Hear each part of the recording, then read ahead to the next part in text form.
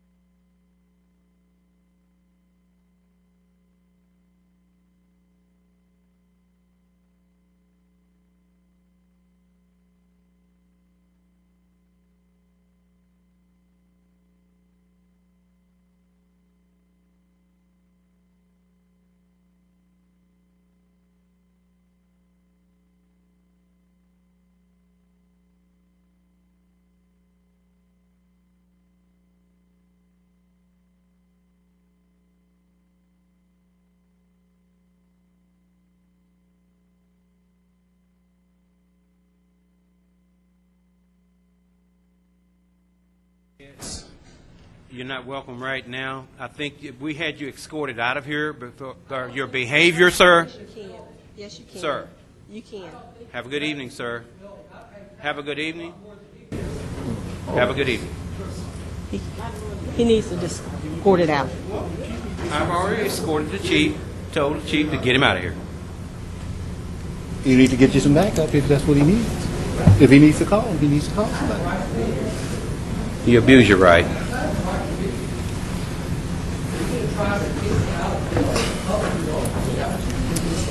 Leave him alone, Terry.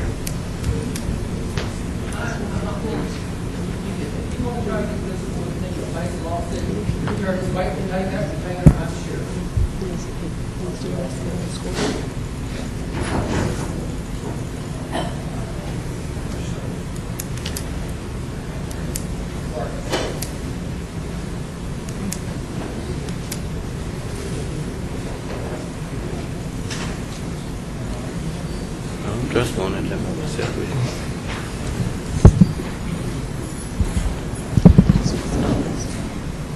He needs a witness. The chief needs a witness out there. He's the one that wants to replace me. Check it out. Yeah, Melanie, you need to go. Check it out. Mr. Brooks, go out there and be a witness to whatever goes on.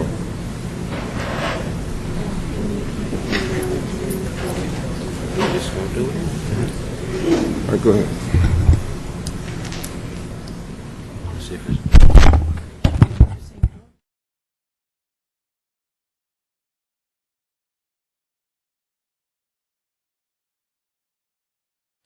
My name is Roberto Flores. I live at 2425 Buchanan. I come here on behalf of a group of people here in this district that is not heard from very much. One of the reasons is if they did come to this particular site, they could not be understood because of the language barrier. so we'd like to speak on their behalf. We have heard tonight that the expansion at Fletcher Elementary is still on, that you have acquired architects and other things. Now, my question is this. If your lines of communication are open, you had two opportunities to come to the same group at Fletcher to address this. If you knew of this, why did you not come? Come to these specific people which do not have the sophistication you have or other groups in the school district have. The language barrier is there. At least the one that is responsible for that particular district could have come to this meeting and explained what was happening, that the expansion would still be on, and then you would really be believed. Until now, you are not believed. Put it on the agenda, give us a time, and give us the funding.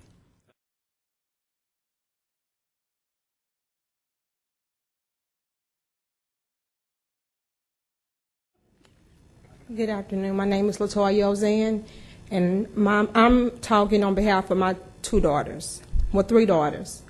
The first child I want to speak on, I'm sorry, 3976 Detroit Street, Beaumont, Texas.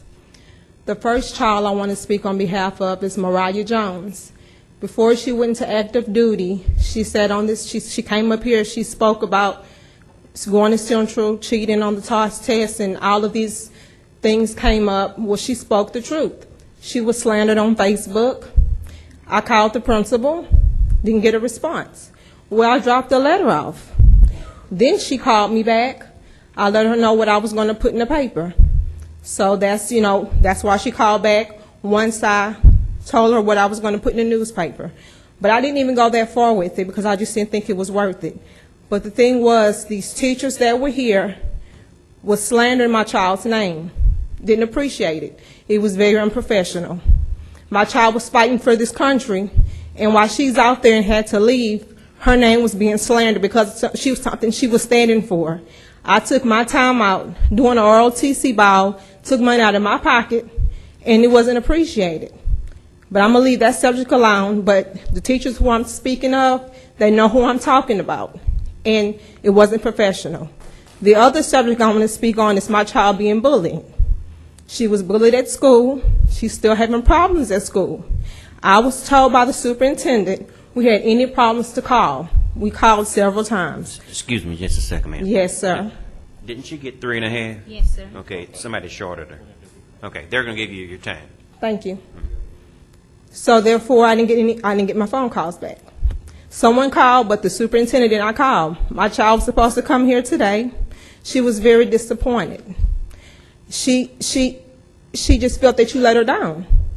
And a child shouldn't feel that way. My child is throwing up. She's afraid to go to school because kids are picking on her. A child should feel secure at their schools. This way out she feels at home is the way she should feel at school. I don't appreciate it. I'm very upset. This is a big joke, everybody coming up here talking about BISD. I'm a very involved parent. So I see what goes on behind closed doors. And it's a lot that I can say, but I just choose not to say it. But integrity, if you don't know what integrity is doing the right thing when nobody is watching you. And I'm going to leave you with that. But I'm a voice of not just my children, but I'm the voice of other kids. And I guarantee you, if anything else comes up, if my child is being bullied, well, I'm going to a meeting tomorrow because of a teacher is messing with my child. Because I'm a very opinionated person. I'm going to tell you what I have to say. She's not doing her job. We're paying her to do her job. And she's going to do her job. She's not going to sit on her butt and play on a computer and not do her job. If she's being paid to do her job, she's going to teach my child. And I'm going to call your office Monday, and I expect a phone call. And if not, all this harassing my kids, I'm going to get a lawyer from Houston, and then you're going to hear from my attorney. Now, you have a nice night.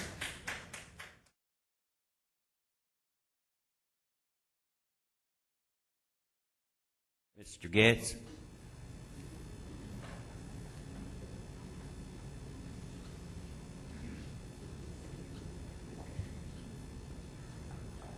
Michael Getz, 7950 Phelan. I'll be brief tonight. I saw in the paper that the school board president had declared that there was going to be a tabling of one of the items on the agenda tonight. That was going to be the voting of the maps. Now, I don't know how the school board president would know ahead of time whether or not an item is going to be tabled. I don't know if he has a magic 8-ball or a Ouija board, but the only way you would know if something was going to be tabled is if you had talked to 3 other members of the board and determined that they were in agreement to table that motion, which of course would be an illegal meeting. And I know that the school board president would never do anything that would be illegal. So it's kind of a mystery to me how you would know that something like that would be tabled. But let me just say this. At the April school board meeting, it was promised that tonight we would come forward and we would be voting on a map to submit to the Department of Justice so that we could begin the process of implementing the 5-2 trustee plan that was voted on by the citizens of this community. For this to be pushed back another month is a travesty. We're running out of time. We're out of time. We don't have time for further delay. So tonight is the night that you need to make a decision. I don't care which one you vote on. Just submit one. Pick one so we can go forward with this process. Thank you.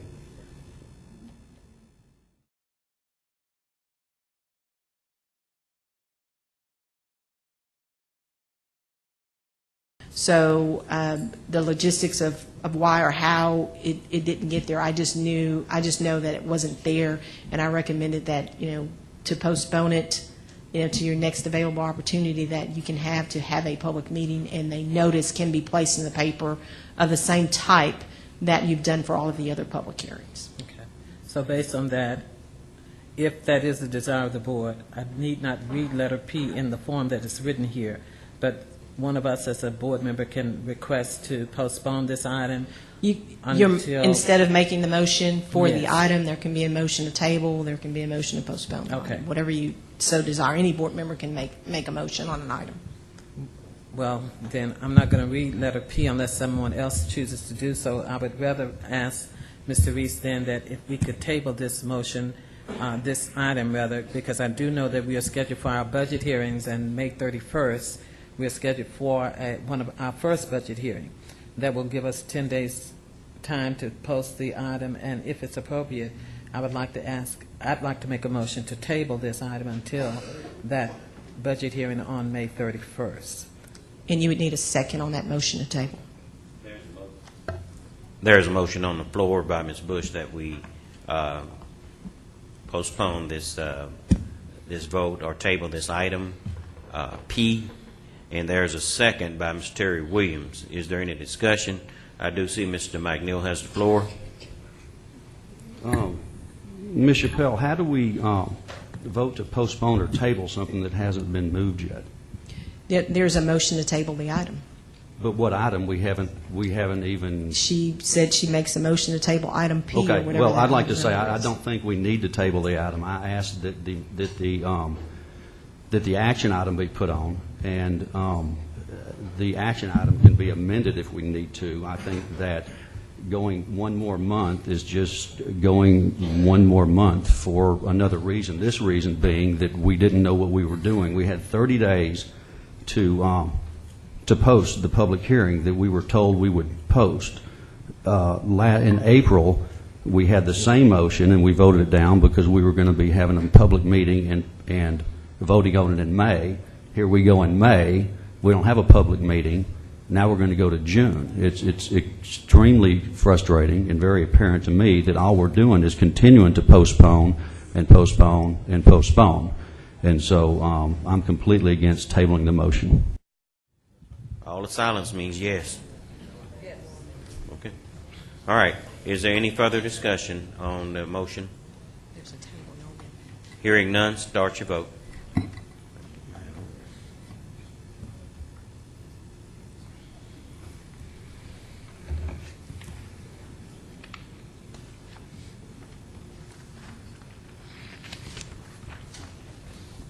Motion passed. That's it.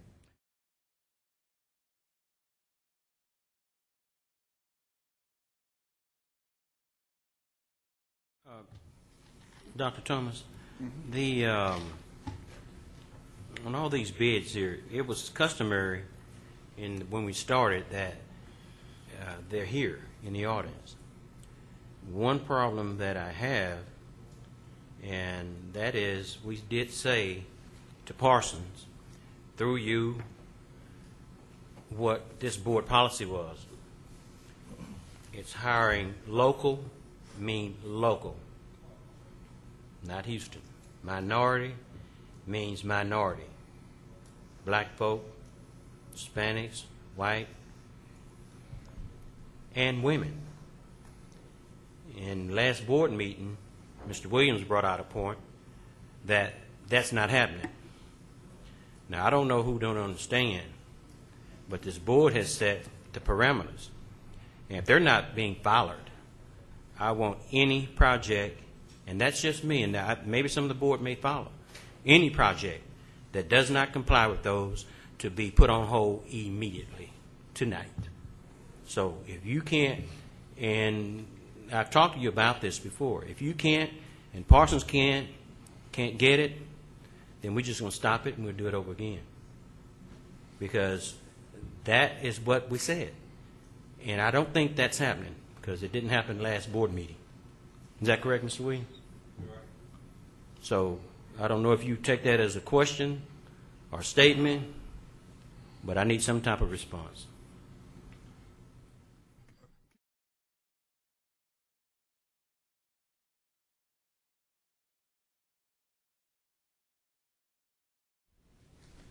Second. Motion by Ms. Bush, second by Mr. Williams, that we accept consideration action items B, C, D, E, H, I, J.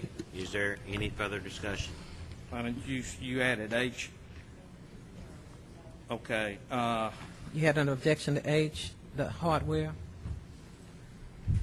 Yes, ma'am. Can we discuss that also? Okay. I mean, Is there any discussion? Mr. Tom Neal. let me get to the document, please. All right. Item H for the public out there is the 5th-year contract on doors, hardware, and supplies. And I'm sorry, H is the hardware. Again, we have, you're recommending for a SLEG lock. You go down through the list, we're paying $214 to a IDN Acme out of Bel Air, and the same spec, the same lock we can buy from Independent Hardware for $166, or Acme out of Houston for $203, or from this accredited lock for $183. What's why is administration recommending that we're paying more money for the exact same specified brand lock? Go ahead, Ms. McCraney. Again, that's a maintenance item that purchasing just received the quote, and when we get the quotes, we turn them over to maintenance, and they make the determination, and we bring it to the board. And let me add again, we're not the actual ones doing the work. There's also a cost-based benefit analysis that they do in terms of how they get their materials.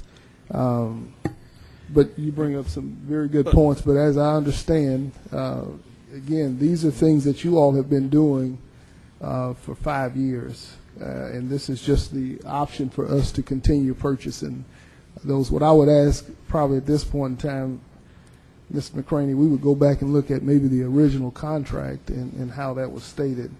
But again, we have to continue providing the service to our facilities. But again, good questions. Okay, so based on that, I'll pull G and H out of my list of recommendations, and I would hope that when we bring them back, that we will have someone here from maintenance or whoever did the study can answer those questions for us, because there may be a legitimate reason why some of this is, but since we don't have the people here that can give us those answers, it would be good when they're going to place these items on the agenda to be here to be able to represent them. Mr. President, just so that your record is clean, can we get a motion to table the items that you're pulling? Because it sounds like you're not going to vote on those. I mean, we're going beyond just pulling them separately. Sounds like you want to table those items. So if you can, if someone can make a motion to table it, secondly, and vote on the tabling of the items that you want from the agenda. You have any I and J before I go with G and H?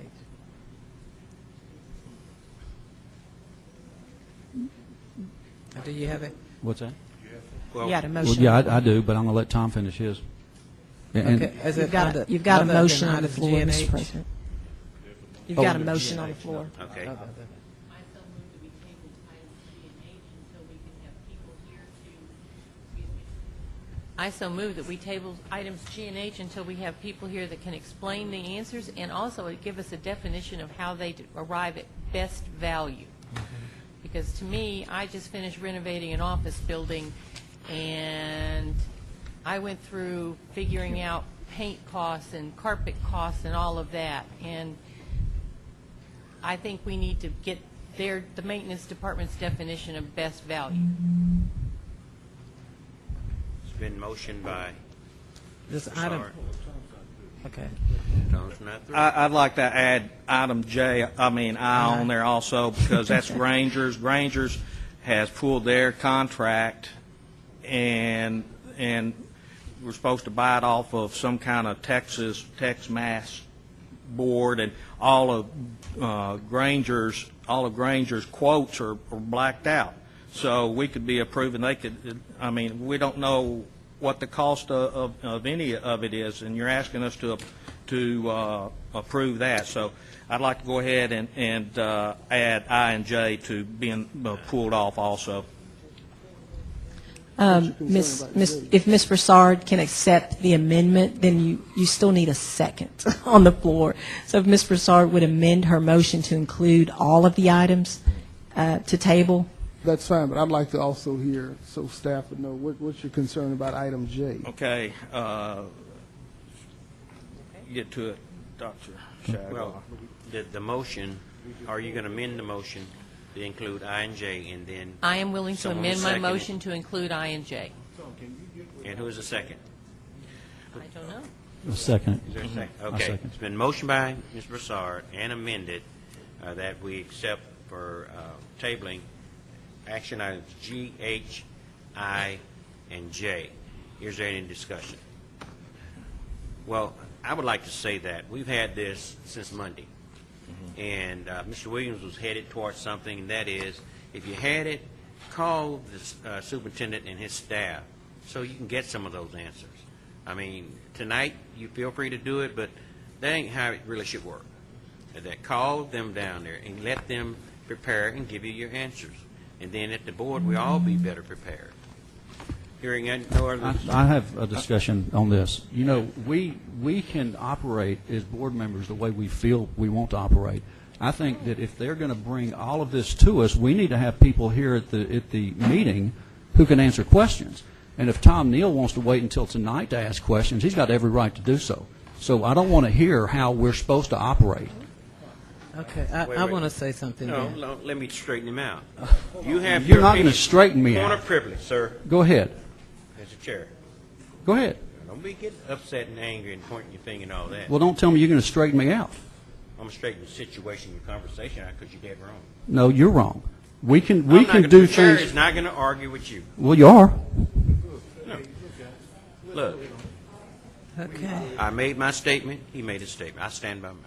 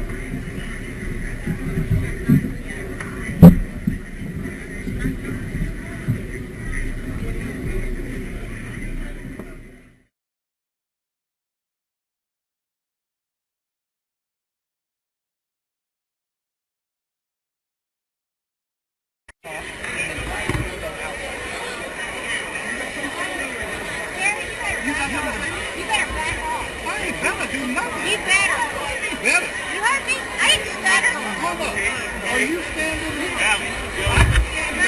nothing but a coward. That's what you are, a coward. No.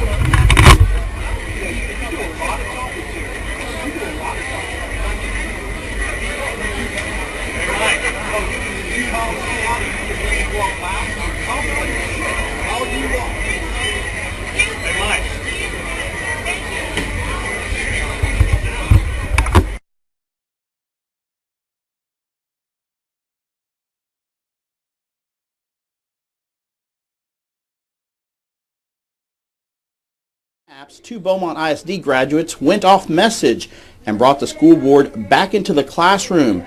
Both ladies said they went to college unprepared because of what they did not learn at BISD. The expectations from teachers that have towards students are not enough for students to receive the preparation they need. I feel like we could have been better prepared. There could have been more classes that would have helped us to gain more knowledge for college classes. The young women felt cheated of a good education.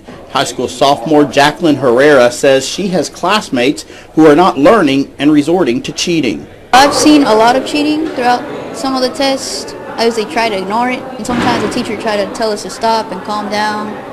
There's usually like teachers monitoring us. I've noticed they've been putting like 3 teachers in a room. It's kind of crazy, but they do that, but still cheating goes on.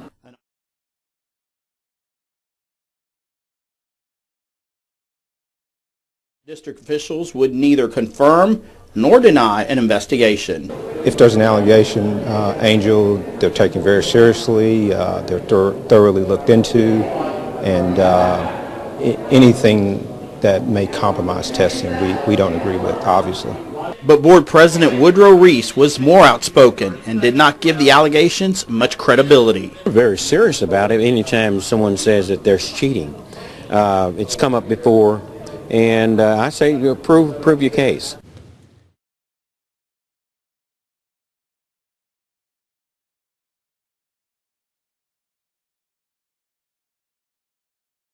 Would it not be expeditious of us to go ahead and approve the 2 things she's asked us to approve tonight?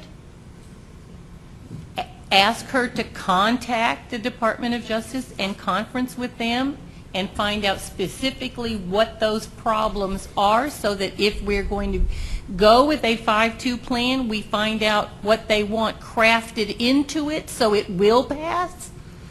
And in the meantime, while they're doing their thing, we draw lines so we can continue to have an election in May. Doesn't that make the most sense? In my opinion, no. The first part, yes. The second part, no. It does not make sense. In my opinion, I know you don't agree. No, I'm just not understanding Okay, you. my opinion is that this district has made a very feeble attempt, if an attempt at all, to get a 5-2 pre-cleared from the Justice Department, and we're not finished. We should not be finished with trying to get a 5-2 cleared. Because in my opinion, and the opinion of several people that I've talked to, is that the state education code requires us to do what the people voted on. We also have a situation that it looks like in June the Supreme Court could be declaring, I think, Section 5 unconstitutional. Is that correct? They will have a hearing regarding Section 5. You don't get a ruling in June. 2013. We've got 2015. We've got 2017. So this... That's what I just said. I understand that. But I'm not for throwing in the towel and all this... I'm not either. Okay, I understand. But the saying, I think, making people feel like it's over. I'm not ready to say that. I didn't say it was over. I You didn't weren't one of imply them. it was over. You There was weren't- no inference You it was weren't over. one of them who implied it, So Janice. why are we arguing? Because you want to Mike. go to a 7-0, and I want to Mike. stay with a 5-2. That isn't what I said. Are y'all going to respect the chair? I'm sorry. That's enough. I agree.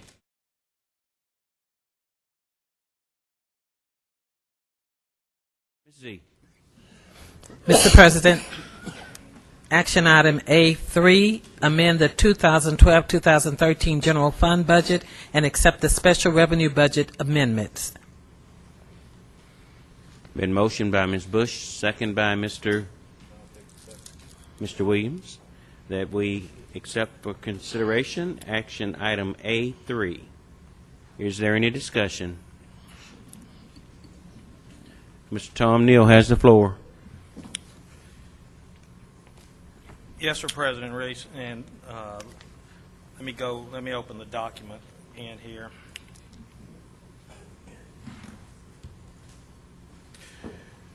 All right, basically, we're being asked to move $2,160,500 out of our fund balance, and I would there's no description or backup for how these items break down or what they are. I think we would be very irresponsible to approve something like this with no detailed backup as to what are we going to spend $800,000 on in transportation. Can you give me an itemized breakdown on the $781,000 that maintenance is asking for? I asked for that earlier in the week, that we have these breakdowns, and do we have them? Okay, I'm going to turn this over to Mr. McCraney and Mr. Brooks. We can break those down. I think we did break those down. Mr. Brooks, are you prepared to talk about? Let's start with transportation.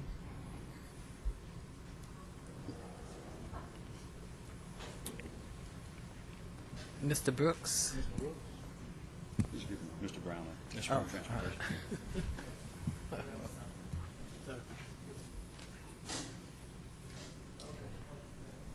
Okay. Good evening, Superintendent, Board. Okay, with Transportation, Ezell Brown, Transportation Director. Right now, about $500,000 of that is going to maintenance on our school buses to do that. We had a real good program here tonight where we honored all the athletes in our district. Everywhere they went, we transported them. Okay, on top of bringing everyone to school. It does cost for transportation. I've been sitting here listening to everything that was going on, and I agree with everything that you guys are making an attempt to do. But it does cost money to do these things. Now, we're asking for future references. We're going with summer school that's going to be coming up, having to have more than what we're looking at. But we are still transporting students, and buses have to be there. And they're in time of need. When something breaks, we don't have time. You was asking for the number of mechanics. We have 229 buses. But all those buses and everything that we need are in dire need at that time. 4 mechanics cannot keep all those buses running. So in short, we need all those buses to continue after practice, continue all the things that we're talking about here, and number one, to get kids to and from school. Now, it was a choice that we made as a district to have AC in their buses and all those things. Okay, those things do break, and we have to repair them. They cost money. Now, they can call me, they can call you, and some of them back here, they'll call us all. If the AC goes out, they think the bus is broke. Okay. It's not, but why do we have AC if we're not going to repair it or if we're not going to use it? There's a lot of money going into that. 100,000 of that, excuse me, my mouth's getting dry, is going to purchase fuel.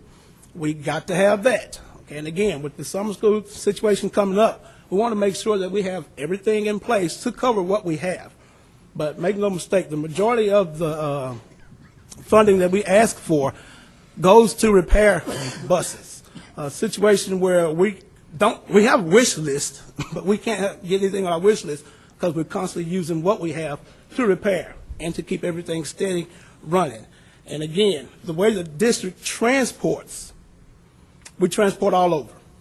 Westbrook Central and Westbrook Central and Ozan, we transport from the same neighborhoods because they're magnet schools. And then Westbrook, you have a lot of transfers.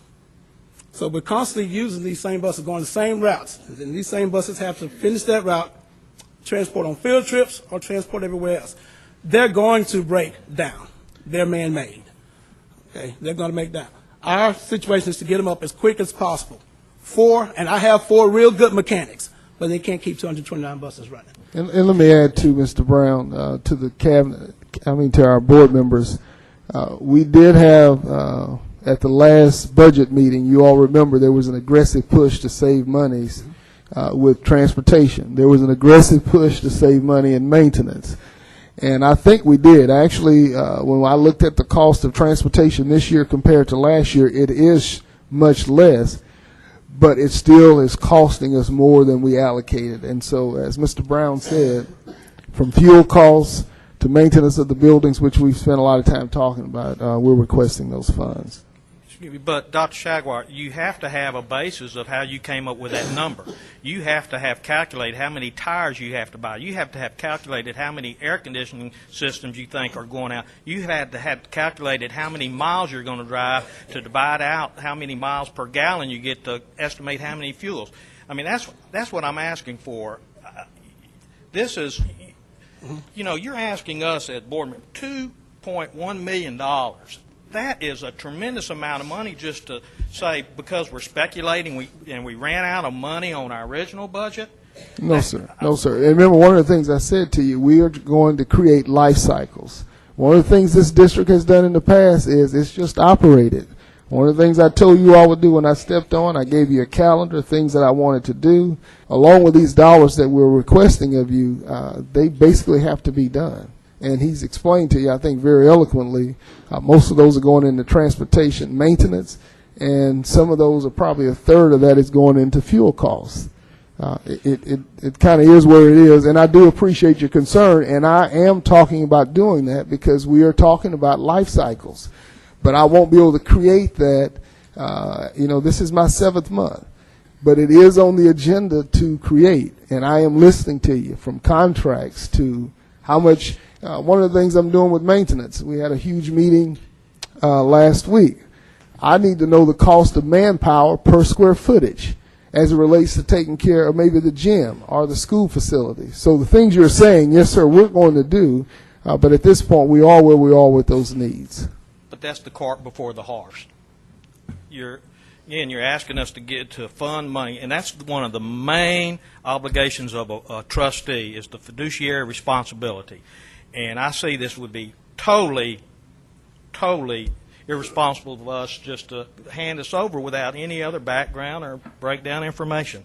That's my comment. Let's see. I think Mr. Mike Neal has the floor. How you doing, Mr. Brown? All right. How you Always doing, good to see you. You don't think you're the target. You're just the one standing in front. I want to make a comment. I think as a trustee, I was embarrassed when we got our audit, and as a trustee, I was unaware of how much money we took out of the fund last year, even though month after month, not month after month, about every other month, we would get these requests. And as a trustee, I didn't do my job to realize how much we were taking out. And I think it was a shock to find out we went from 40 to 29 million. So in doing my job, I'm going to want to ask questions. Okay, because that fund is very important to us. That's been driven into us. Honest answer, if you would. Okay, yes, did we stretch you? Did we get too aggressive in our budget with y'all this year? In your opinion, because you're doubling, you're doubling the money. You're going from 858,000 to 1.63, whatever, 1.658. My eyes are old. So is it a situation where we got too aggressive on your budget and we're having to come back and make up for us pushing a little bit too much? I think situation is with transportation, you don't know what's going to be required. No, I understand. So when we're sitting back and making that budget, yes, because we're doing everything that we said we were going to do to save. We cut routes, and we cut after school practice and everything else. What you can't guess is how much playoffs going to go? How many things are going to go? What's going to break? And how much that's going to cost, to repair. No, I understand. To get that So right. if we had- yeah. If we had Could've been poor done. athletics, we would cut your budget because we wouldn't have to take them anywhere. Let me ask you one question. I'd be running out quick. Yeah. I know one of the big things we cut was the after school. We really cut a lot of routes. I hope we haven't added to those routes thinking we have money. Is that still, are we still managing that as we Yes, had budgeted sir. from begin with? As of today, a lot of things have been cut out. We had like 48 after-school buses. Mm-hmm. Now, the highest that it has been this school year has been 82. Okay. Okay, and I think What was it we last cut year? that Do you remember? for like 162, Okay, so 161, we have something. maintained Yes, sir. a lot of the cuts. Right. So now, again, but this is not something where we got 82 buses, and next year we go back to 162. This is going to be continuously. Right. So again, you continue to try to save in those areas. And I know people say, well, how are you saving if you're asking for this? But again, we're having to, I think we was commonly asking for it, but I think everything we've been monitoring, it shows that we have done what we say we were going to do. Well, and I appreciate, and I do appreciate your explanation, and I agree with Dr. Shagwell. I really think there's a way that we can probably reshape the entire maintenance of the bus maintenance, because if you're understaffed or overbussed, and we're not going to cut back our buses, 4 people can't handle that number, and I understand that, and I appreciate you being open with us. Thank you. And I requested that we get a 5-year rotation thing concerning replacement of the vehicles in the maintenance department, so that we could actually do some long-range budgeting and those sorts of things for replacing the vehicles and all of that. I have yet to see one of those plans that we requested and we were told we would get. And I guess my question is, on the maintenance, on the $871,000 in the maintenance department, is that sweeping supplies and vacuum cleaners or whatever, or does this also include some of the rotation of some of those vehicles that we thought we were getting done? I'm going to have Mr. Bowser come up to address overall what those needs are in maintenance. And Ms. Brassard, one of the things that I'm committed to doing it, but I want you to realize a lot of times we get addressed with other issues, and so I know the previous administration wanted to create those, but you had a lot of issues that come up. Believe it or not, in my first 7 months, I've had some major issues come up that have kept me from doing probably some other things that I wanted to do, even though I'm trying to be committed to trying to make sure that that happens. But when those distractions or other things come up, we try to deal with them. But I'm committed, and actually you see Mr. Trevino over there. I think you all have been meeting in your groups, in your small groups. We're looking at policies. We're going to create those things. If it's the last thing I do, now this is, again, 7 months for me. And we're going to try to get through the budget in which the previous administration set up, and there'll be times we're going to have to come to you. But we've operated this district in a way, I think, to have the success that we've had. But I am committed to creating the life cycles. But now I will do it very methodically. It won't be ready next week. But I think you see with your meetings with Mr. Trevino, with me and the staff, it may take me 2 to 3 years to get all of these pieces in place, but that's what we're working toward, so that we can make real projections on what is it going to cost for chillers. When those air conditions go out, it's April now. When those air conditions or those units go out, those parents and students and teachers, they're not waiting on me to, that $100,000 unit they need. And so these are the things that are driving his costs. Mr. Bowser. Okay, in maintenance, and good evening. With maintenance, the thing that has happened to us, we were involved in over $600,000 worth of projects that we didn't even budget for. We did turn that in so that they could see, and we do have the paperwork to show these projects that we were involved in. One of the projects, just to give you an example, was this portable field house that we had to put together out there at Westbrook. We had the trailers to use, but we had to build new ramps, we had to build new walkways, we had to put electrical in. We had to bring in awnings. We had to do all these things. We had to revamp them on the inside so that it would be conducive for the athletes that would be using it. And it was a project we were not budgeted for. We were still under the impression that portables would be gone, and we would be doing something totally different. But we're still using some, and we're still having to maintain them. Also in maintenance, with the trucks, we did purchase 2 trucks at the beginning of our budget year. We're still trying to get the maintenance director a truck. He's driving a truck that's a 86 Ford Ranger that has 130,000 miles on it, is what he's driving. So we're trying to get him into a vehicle where he can travel. But in the full scope of what has taken place, we've had pumps, we've had coils, we've had air handlers, we've had these things actually go down on us. It's like we're in a cycle where all of this equipment, these big money items, are starting to fail. And it's not something that we can just, let's say, rig up to where to continue to work. It's to the point where we have to change them out. And we have gone through the process of changing out. Like I say, we did not budget to change out all of these big money objects. We were planning on having them and then getting to the cycle where we can begin to change these units 1 or 2 at a time. But when you have 2 or 3 go down, see, one of the things that stay in my mind, even with the bond, with what we've done, there was still $500,000, $500 million worth of stuff that's not done, that maintenance is still having to handle. And that's the problem we run into. Our budget, I'm going to say 2 budgets ago, I went into a budget meeting. I would look straight in the eye and told me, I'm going to cut $1.2 million from your budget. And all I can say is, wow. See, and then we're not being replaced as time goes on. So what we're doing is having a lot less trying to do the same work. So now, just to continue with the disinfectant, with the tissue paper, with all those things we need to maintain the building, we're asking for more funds. We're not asking for any special objects. This is enough money to carry us, looking back at the budget that we once had, to carry us into the next budget.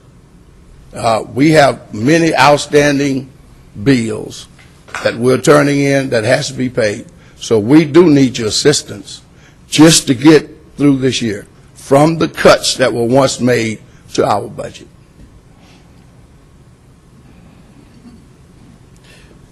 Excuse me, are you saying these dollars are already spent?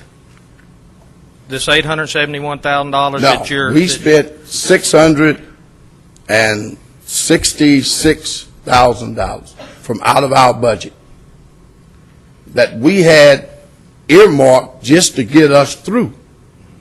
Now, there's nothing extra. There's no outstanding. Those are not outstanding. Okay. That's done. We have paid for that. Now, what we are trying to do is get a reimbursement of what we spent to do these projects that we did not budget for. I guess my question would be, how come this was not brought to the board if we had to spend additional funds in an area that were over what your budget expense was? How come the board wasn't notified that you need an extra $100,000 this month or $50,000? Well, it was not additional. It was what we had is what we used. See, what I'm saying, the dollar we had, we spent it on the project that showed up. And now what we need, that's why we're asking now, we need additional funds just to continue our basic maintenance projects. So you said additional fund or replace what Replace the funds that we had to use. That's what basically I'm asking for. See, there are projects that they're going to have to do this summer that, of course, they've already expended funds to take care of other things that may have popped up. And again, I'm going to say to you, and I understand how you're feeling as a board. We've adopted, I inherited the budget we had. One of the things I'm telling you as a board and as a committee of staff, in order to prepare for some of these things, we're going to have to be realistic about it. You're going to have to replace 3 roofs this year or this or that. We need to start trying to project that. So what I'm saying to you, our teams are doing exactly what they've been needing to do. And if I'm not mistaken, actually we've had less requests into our fund balance this year than we've ever had. So despite, I know these numbers seem large, but overall, and our team, we've reduced the number of dollars that we've come to you for. So we are managing and doing a better job at managing what we have. But again, we're at that point, end of the year, we got summer projects.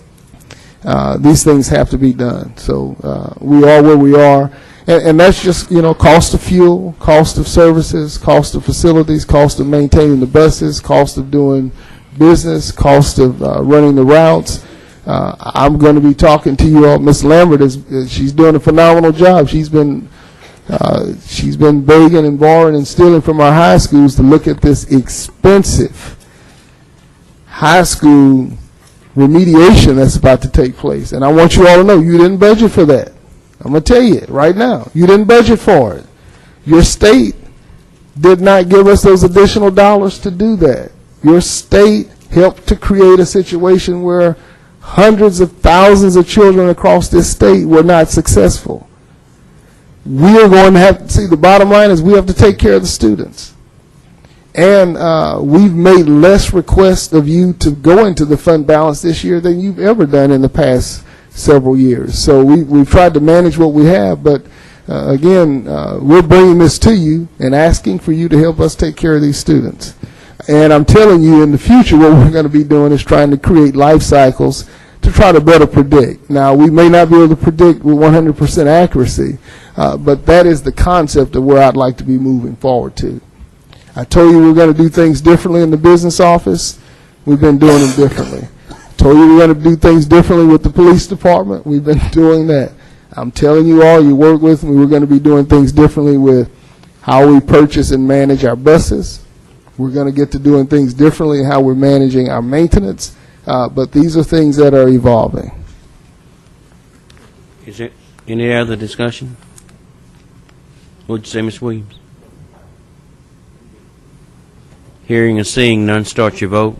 Thank you.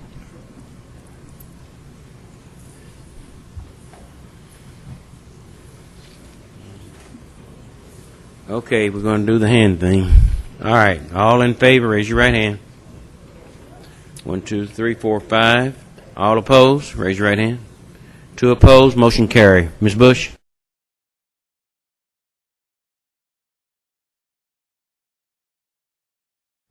Ms. Bush?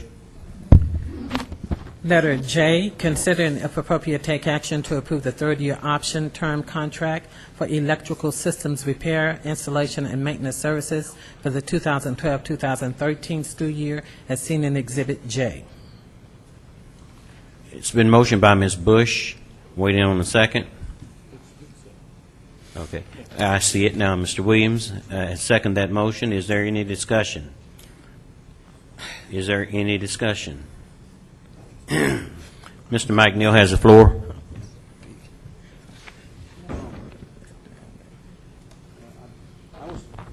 Excuse me. I was surprised to see that the administration recommended this, and I'd like to ask Dr. Thomas on what basis and what thought process, given everything that we know, the administration took in this recommendation. I don't know if it was your recommendation, whose recommendation it was, but I'd like to hear some kind of thought process knowing everything that we know. That's fine. There was, as you know, two board members made a request. One made a request that he wanted the contract not to be extended. The other one made the contract for it to be extended. So if you put it on there, not to be extended, and you vote not to extend it, then it doesn't necessarily mean that you extend it. If you put it on there to extend, if you vote that down to extend it, then that means you don't do it. So therefore, it solved the problem of the request of the two board members who made the request. Okay, but the thing is, it's under Mr. Zingelman that the administration recommends it. What is the administration's stance? Is the administration recommending it? And if they are, I'd like to know what the thought process. It's very clear that the administration recommends that you extend the contract. As far as that goes, we have absolutely no, and all the people that's talking or have opinions about it are not aware of the facts. We have not any reason to feel that Calvin Walker has done anything illegal, inappropriate, or whatever. He has not been found guilty in a court of law or anything else at this particular point, and so therefore we proudly recommend that his contract be extended. Okay, so, and I agree, he was not found guilty in a court of law, and our decision does not have to be based off a court of law. That's correct. And I had said in the past that I think that Mr. Walker deserved his day in court, and I'm glad that he had it. But I don't see how the district can say that everything is clear when Mr. Walker admitted in his pleading to, he not only altered the document, he submitted the document to the district, and he accepted the payment. Okay. From what Now, do you agree with that? No, I don't. I haven't looked at it to know that close or whatever. But what Okay, I do know, okay, hold on just a second. You mean as a superintendent of this district? you asked me a question. I'm going to answer your question. That's fine, So and I'll let me ask you answer right the after question. that. Go ahead. So the deal is, and what I see and what I know about that is the fact that our staff tells me that Mr. Walker provided the services that was given to the district. We received the services. That's the bottom line. Now, Mr. Walker, no one said Mr. Walker is the best as far as bookkeeping is concerned. So we don't know that. I mean, that could be an error, there could have been a mistake about that. But the fact of the matter, our staff has verified to me there's not one staff person, not one single one to this very moment has said that we did not receive the services that Mr. Walker was to provide for the district. Okay, I'm not asking about the service. I think that he wired everything that he said he wired. But did you just tell me that as a superintendent, you haven't even looked into it? As the superintendent of this district, and knowing that this has been going on for 2 years, that we were defrauded out of supposedly $3.7 million, and you as the superintendent hadn't even looked into it? No, I don't believe that. That's not what I said. What did you say then? I'll let you go back and restate it. What I'm saying is... Hold on just a second. We will discuss this up here. Mr. Reese. Audience. Mr. Reese. Audience, if you can't control yourself, I repeat it again. You might want to step outside. Mr. Reese. Because this is a board discussion. Can I call for the vote? Is it up? No. It's not up yet? No. We, Let me answer the question. Because at this particular point, what we looked at, what Mr. Walker, from what I understand and from what I say, what he signed was the fact that he signed that document at that particular point. The bottom line of it is that BSD received the services for what Walker provided for the district. And our staff, according to our staff, that did happen and that did take place. Okay, but I don't think there's any doubt. I don't think anyone has said anything about whether or not he provided the services. What the question is how much he overbilled us. And that's the question. So let's not talk about the service, because we got the electricity to the buildings. There's no doubt. And we're going back to records. I think our staff testified in court that Mr. Walker gave his cost was reasonable for the services that provided. In fact, our staff, these are the people who work with him. These are not the people who have opinions about it or forming opinions out there because of what the media said or whatever. These are the people who actually worked with Mr. Walker has said to me, no doubt, that if anything, Mr. Walker undercharged us because of some of the services and things that were provided for the district. That's what I'm being shared as a fact from staff. That's every single staff member that I have. I don't have one single, you have no single staff member in this district to say Calvin Walker has overbilled us at any time. Okay, but what about the fact that what we have in front of us is a signed, excuse me, is a signed. It's not just one board member that has the right to speak. Thank you. But we have in front of us a signed statement from Calvin Walker about what he did, at least $382,000. So we can talk about facts, but that's the fact written down on paper. And I can make an assumption that he signed that document, but the fact of the matter, I'm not too sure that, and to people who don't know or whatever, we get, that's what Parsons is here for all of the time, is to check invoices and things that have been signed.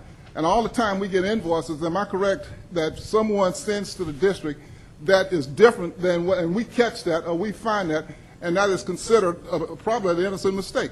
So Walker may have signed the fact that he did do that. That's the fact that he did do it.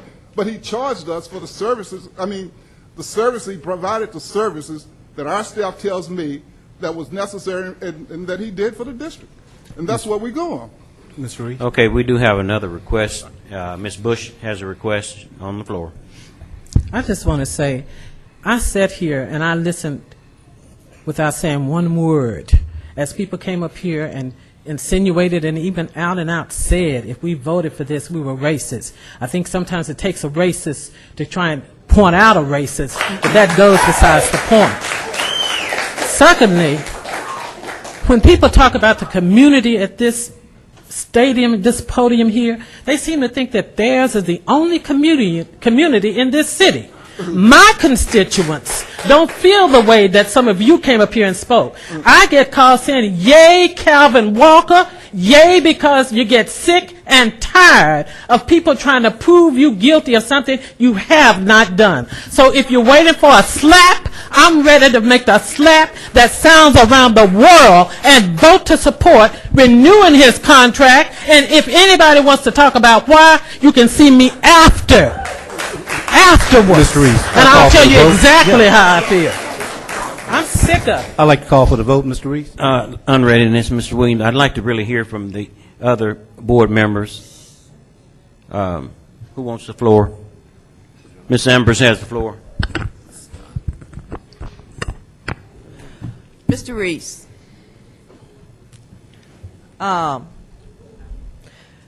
sometimes things happen. This has been a highly charged issue and event in the city, but we have to look at the facts unemotionally and just see where the reality is. And the reality is that the government brought Mr. Walker up on charges, 37 of them, and proved none. They had a second opportunity to retry Mr. Walker on 37 counts and came away with one charge, misdemeanor, failure to pay timely taxes on personal income.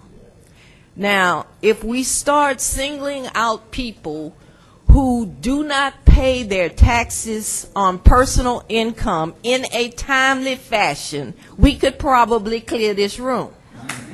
Now, that being said, I understand the passion, I understand the emotion that people feel, but sometimes it's not what you want, but you have to face the reality that if a court of jurors of the man's peers could not find fault on 37 charges, how are we as the school board, lay people, going to sit in judgment of Calvin Walker? And I have to agree that though it may be unsavory to some, those are the facts. The man was not convicted on 37 charges, one misdemeanor, failure to pay taxes in a timely manner on personal income. I would like to also echo Ms. Bush's concern that sometimes people think that when you use the word community, we are talking about one segment of the community. Well, I will tell you that my constituents in District 4 are a part of the community, and their wishes are my concern. I'm emotional about that, not emotionally tied to Calvin Walker or any vendor, but I am tied to the children of this community, and I'm tied to my constituents who put me in the chair and to all of Beaumont. But my constituents don't see it that way. And I'm here to represent them and to let, those who don't seem to comprehend or remember that the constituents in District 4 are part of the community as well, and their wishes and their thoughts. I'm here to make sure that gets voiced. So, may not like it, but the facts are. Ms. Broussard? You don't have to, but you offered the opportunity. When I was called by the newspaper the day of the court thing, they caught me at work where I had been all morning. I didn't even know Mr. Walker was in court. And at the time, the newspaper reporter who called me semi-explained to me what was going on. And I told her at that time I did not understand what failure to pay income tax had to do with the school district. However, I received copies of those papers that we received with the summary from the attorney's office. And as I read, I could not get past the point that, and I understand what goes on in plea bargaining. I understand that. But I couldn't get past the point that Mr. Walker, at that point, allowed the paragraph in, if he really had not done so, had really not overcharged us or not altered the document, how he would have allowed that to become part of his factual statement, whatever that thing is called. Because then he would be signing something with his name on it in front of a judge in a court that's saying he did something that he believed in his heart he didn't do. So I believe that he was telling the truth when he signed that document, and so therefore I think that we should accept that as the truth and base our voting decision on whether to rehire him or not, and whether to recoup the restitution or go after the restitution, based on the fact that we have to assume that when he signed that legal document in that court, that his name went on that paper saying, yes, he had done that. Mr. Williams, I'll be brief. I know you're ready for the vote. Well, my opinion is that there are some funds that we would like to recoup, and I will, as the president of the board, would ask our attorney, Mr. Armstrong, to go back to the firm and for all the preparation, time spent of gathering documents for this long drawn-out trial that cost some $2 million, I want to recoup every penny that we spent, whether it's preparing the document or the time spent trying to prepare the document. So out of the funds that Mr. Walker forfeited to the state, I would like this district to be made whole.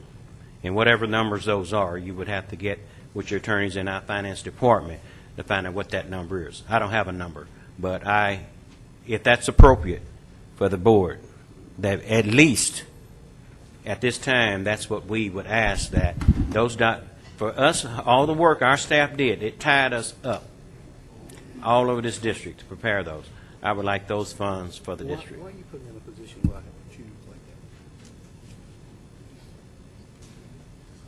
that? That's not a point of the vote. Yes, it is a point of the vote. No, it's not. So what are you asking? Can you read that agenda item? That's what we're voting on, right? The agenda item, or are we voting on what you said? Just the agenda item. We're voting on the agenda item. We're going to vote on the item. Well, let me vote on the agenda item first, and then you can bring that back. Okay. Any other discussion? Well, Ms. Bush, I see No, your name up I was there. when you check that off. Thank you very much. All right. No other discussion? Start your vote.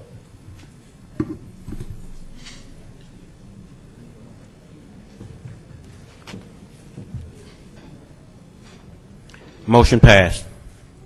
Ms. Bush? I don't think we have anything else, do we? We don't have any other action items. That's all of them, isn't it? It's a discussion item.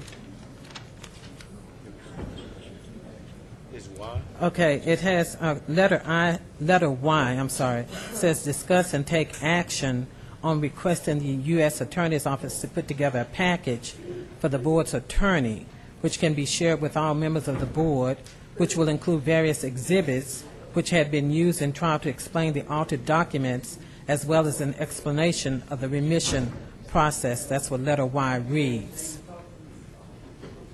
Any board member want to discuss it? Do we need, Mr. Neal has the floor. do we have a second or anything? I don't. Do we have to second that? Okay. Well, I second. okay. We're considering this as an action item. Is it an action item? I don't know. It says. They said it was discussion.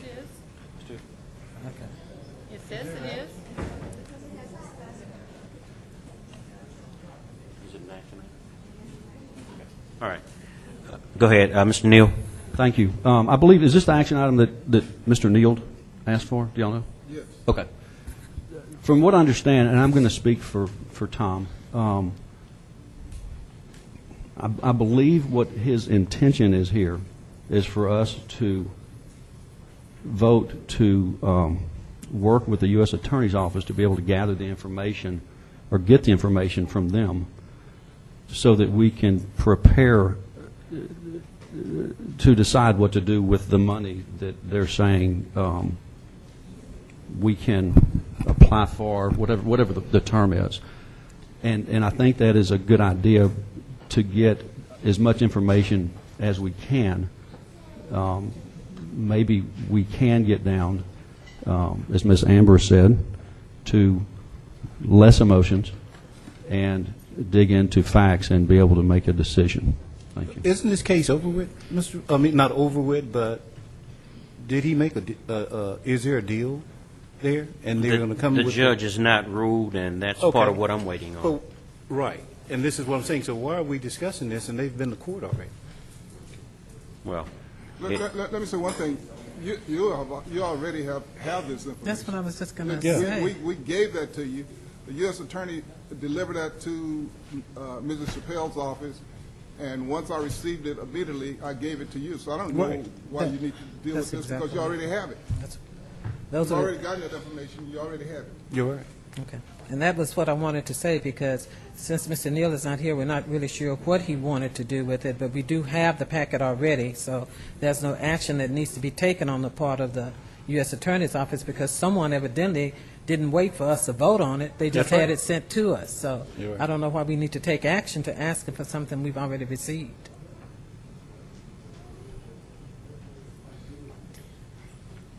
Ms. Broussard has the floor. Okay, I guess this maybe would go to our attorney, the question. So, I don't know, are you familiar with what we received from Ms. Chappelle's office? Okay, so can we expect, I guess my question is, can we expect further information, or is there further information to come that we would need to vote on this item, since we did, as Ms. Bush say, get that packet yesterday? Or Wednesday, okay. Yeah, yesterday. I don't know whether additional, Tuesday, whatever date came. I don't know if additional information exists or not. We can certainly request or ask the U.S. Attorney's Office if there is additional information that we might want to look at. Okay, But if there's, so if we vote yes, then that would be basically a request to ask you if there is any further information. And if we vote no, then what we have is what we have. Is that, am I understanding correctly? I hope that's what we're understanding. So if we vote no, that means we don't have to get anything else from the Attorney General's office concerning this, the U.S. Attorney's Office on this. And we don't spend any more funds in having our attorneys dig into anything else on this. Okay. So that's what I'm assuming a no vote means, that we're through with it. Okay, that's what I'm asking. Okay. Okay. And I too agree with Mr. Williams that the judge has not spoken, but all over the town we've spoken. The judge will make the final decision, And if there's anything different, then we may entertain it then. But I don't think this is the time to start ordering documents when the judge, not the attorneys, going to make the decision. The judge, the honorable judge, federal courts will make that decision. Is there any other discussion? It's been motioned by Ms. Bush and seconded by Mr. Terry Williams. And I'm trying to get the start the vote to work. Okay, you may start your vote.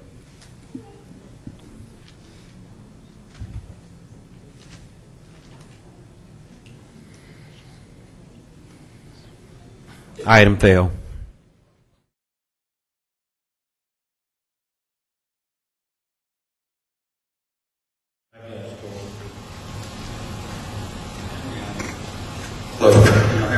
Generally, I would agree that, first of all, we don't know what a cost-benefit analysis is. We spend money like it's coming off the trees. So the desire to save money, I think we passed that a long time ago. Considering, going off what Janice said, considering the trustees just received MAP-I 28 minutes before the meeting, I think, and I know it's not your decision, but I'm just making a comment that the public knows nothing about MAP-I. They didn't know anything about MAP-H until we got information out this weekend. And so now that we got MAP-I, we've had it for 28 minutes, I don't think it's even realistic. I don't see the difference in putting it off 3 or 4 days. That's just a general comment. I see that when y'all filed the brief, that y'all filed the brief that we're going to be seeking prompt pre-clearance of the plan that we're about to pass. I want to know, are we going to get the answers to 7B in the 60-day deadline that we need to the Department of Justice? Well, as I stated, there's 5 questions. 4 of them have been answered, and the 5th one we are not able to answer. We'd be happy if you are available to some resources, or you have some resources available with that answer. We've looked under every rock we know of. So the short answer is no. We're not going to be able to provide the 5th piece of information unless there's somebody in the district that has that resource we're not aware of, or the Department of Justice can give us a workaround. Then what did the Department of Justice mention at the end of that question? Didn't they say if those numbers don't exist, just give us your best estimate? We can attempt to give the district the best estimate, and it's my experience it's never been. Okay, but that's not my question. I'm very specific on getting the questions answered, please. Did it not say if we don't have those numbers, which we don't, that we can give them the best estimate? And don't you think that the best estimate is better than doing nothing and letting 7B fall off the table because we never responded? I think 7B is ultimately the wrong way for this board to go from a legal perspective. Mr. Brown, hold on. Again, I like answers when I ask a question. Isn't it best to give them our best estimate, which they said is okay, rather than let 7B fall off the table? It's a very simple question. No. Why? Because 7B is not going to be a legally acceptable plan. Now, how do you know that? Or are you going to go to the DOJ to determine it for them? We have people at the DOJ make those decisions. And that's so if we're going to make the decisions for the DOJ, why don't we just call them and let them know we're okay with something? All I can do is make my recommendation to the board, and then it can take what action. Well, the board has asked you to make sure 7B gets taken care of. And it seems to me, and I tried to get this out of Ms. Chappelle through Dr. Shagwa, and I never got an answer back. It seems to me that we're going to be happy with letting 7B basically get rejected by never answering the questions. And I think that's a huge problem because the charge that you've been under is to take care of 7B first. And so that's just a comment I'm making to you. The question I have also is why do we have MAP-I? I don't know if that's for who gets to answer that one. I'm happy to answer that question. The reason we have MAP-I is that we learned today that the board president, Mr. Woodrow Reese, is considering moving his residence, and he asked to incorporate some property into his district. Oh my gosh! If the board wants to adopt. Well, I tell you what, that's crap. I can tell you why it's crap.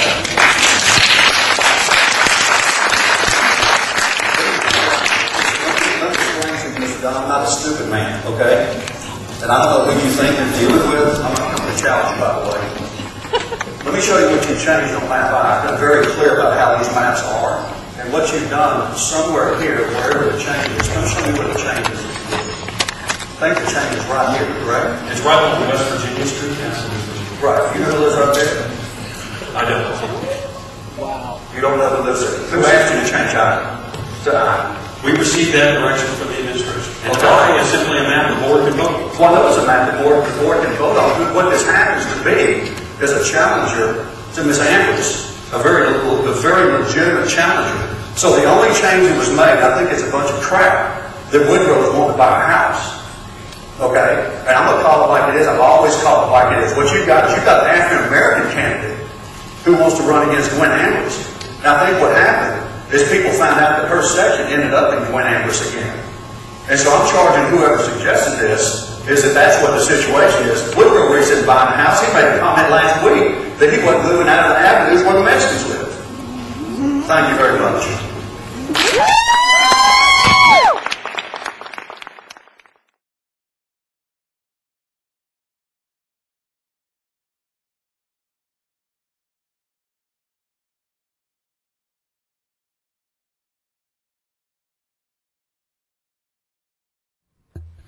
Letter I, consider and if appropriate, take action to approve a change order to the Westbrook Auditorium project. I think our attorney had something she wanted to say about that. No. Okay. Dr. Shagwell? I basically had Mr. Smith talk to you earlier about that. I do believe where we are at this point, I do want to, I have had a lot of deliverables put on me, and this is one of them. I want to encourage the board to help me deliver this facility to our students. I do realize that there are some issues in terms of delay and who was responsible.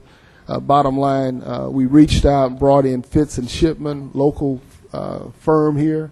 We have Mr. Smith here who stands behind his recommendation. So my recommendation is that you accept what I'm offering or what he's presenting in terms of our offer so that we can provide that facility to our students.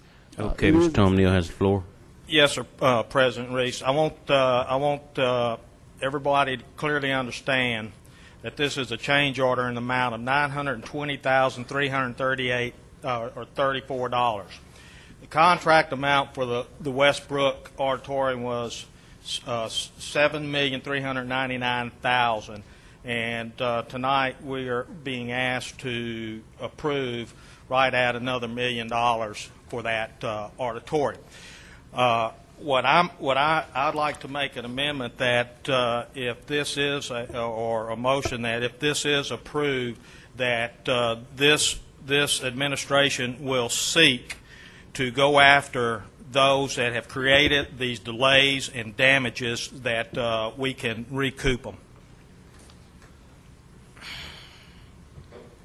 Madam Attorney, your opinion?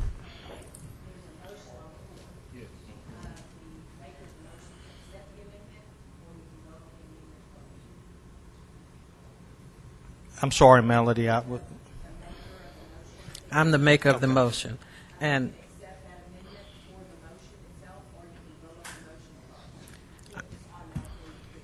thank you. okay, I have a question then, because I think that was made clear to us in Building and Grounds that we had Morganti in the room, we had BISD in the room, we have Parsons in the room, not Morganti, we had Parsons in the room, I'm sorry.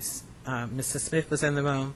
The superintendent that this started under is no longer here. The Parsons is on their way completely out the door. And I asked at that meeting, did we know why there was a delay?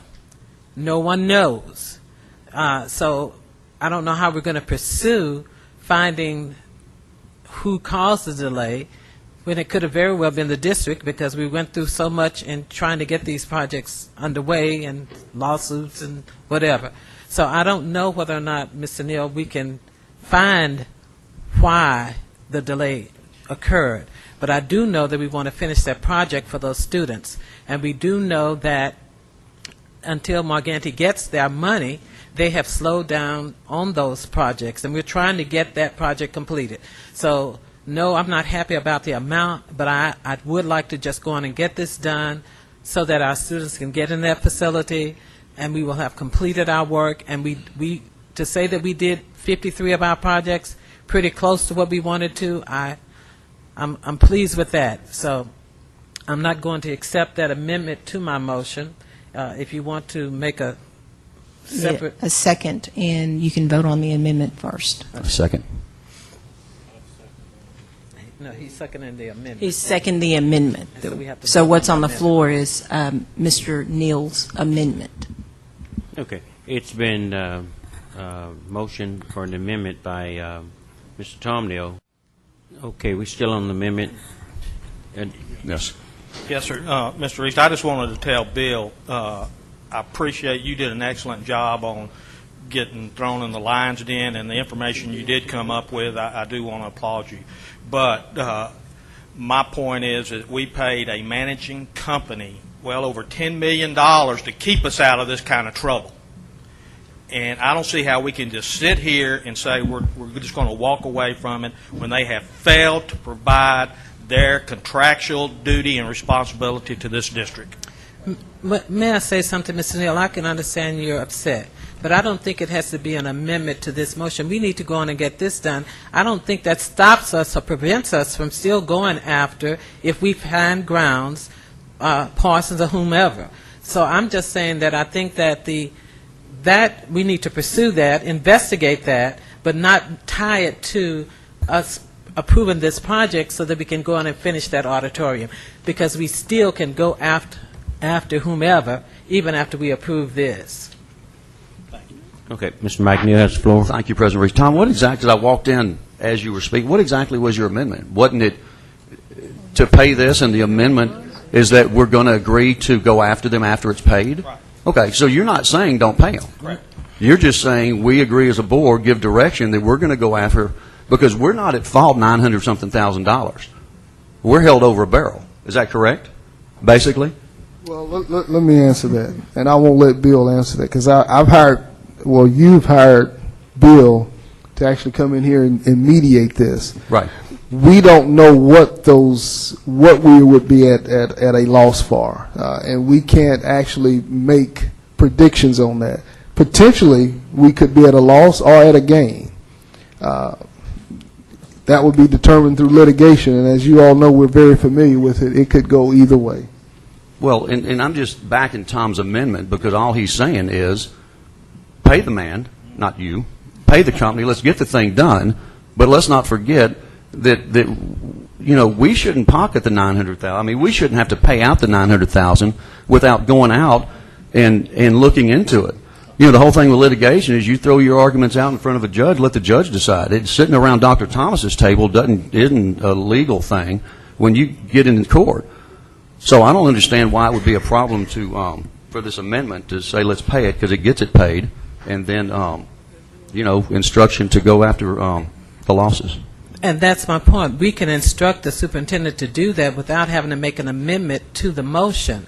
I think it's a good point, but I don't think his motion was he would approve it only if we were to go after whomever is responsible. We don't know. It may very well be the district is the one that's responsible for the delay in them getting that contract. And all I'm asking is, let's not tie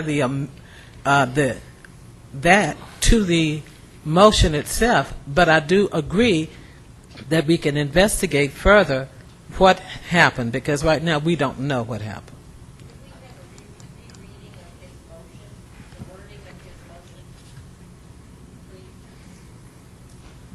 Okay.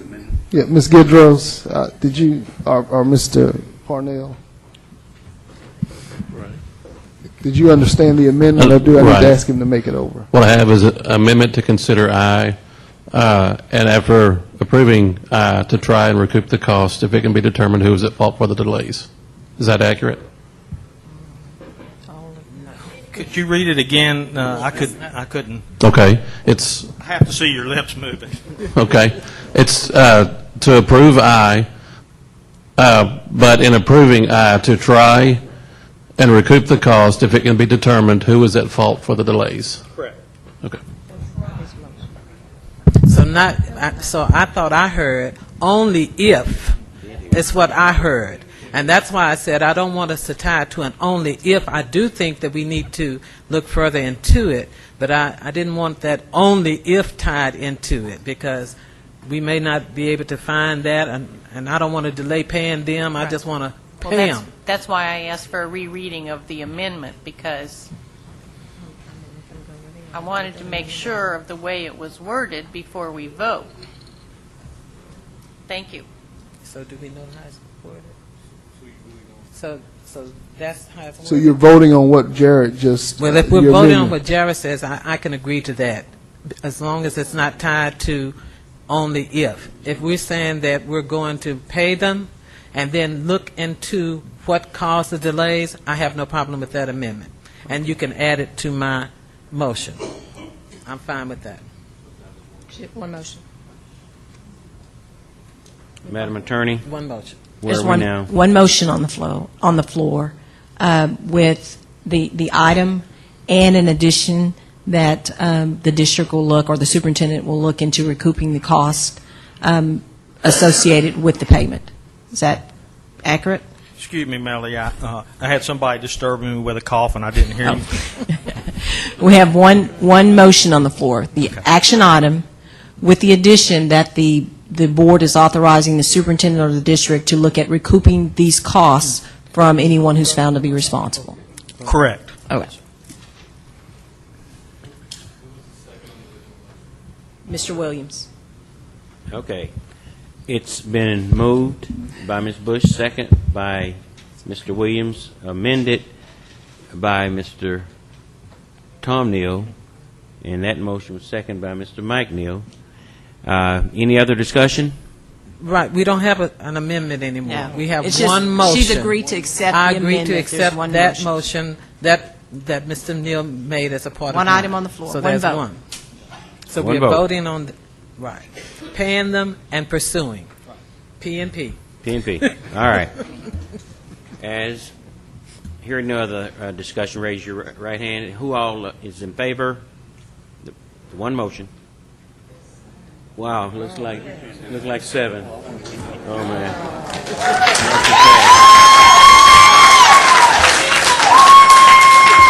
Who says we can't work together? Okay.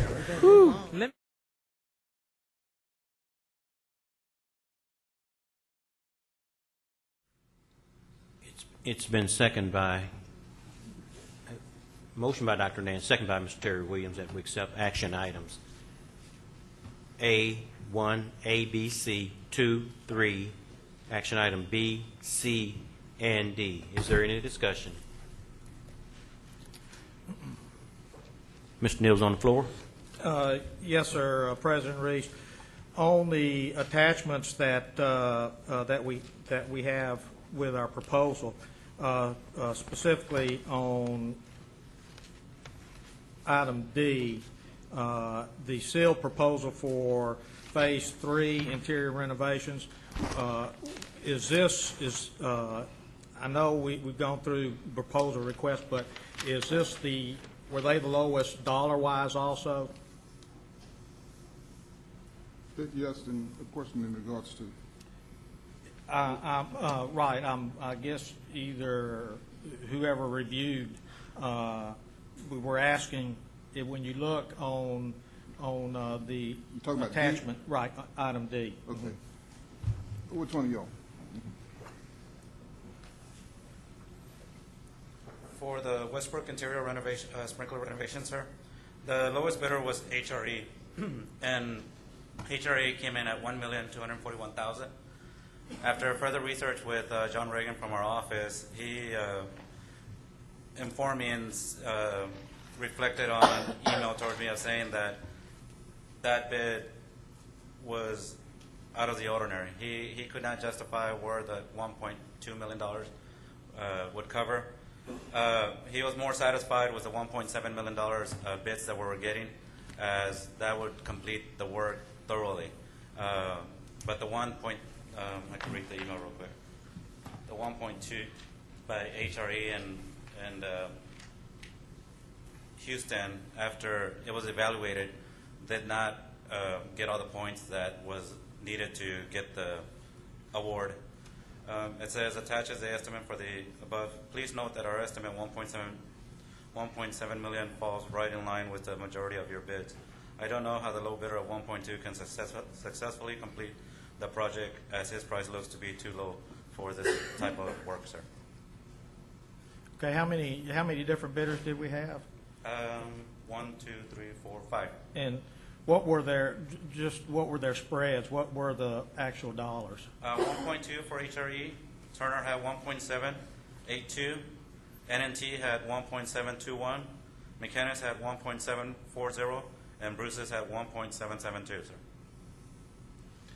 Okay, I guess what I'm trying to look for is, in the information that was presented to us, there's no way that we can really do a true evaluation.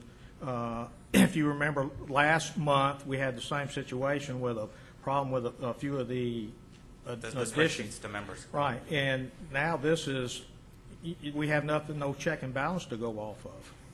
The check and balance that I tried to provide was the numbers that we do have available on impact for review. I think I provided for Westbrook Auditorium or Westbrook renovations. We had available 2.088 available for the renovations, and that was after I'm doing the $1.3 million for the cafeteria addition, sir. Didn't answer your question. All right. I understand where you're coming from, but you know, when these gentlemen are bidding these projects, there's a recap and it shows what everybody's bid is. And, yes, sir. And what they're, you know, what they do turn in, and that's what I was asking for. I do have a recap with me. You know, because I did write in earlier in the week and request that information so that we could look at it, but this is what we got. So I apologize, I didn't receive that information, sir. Thank you.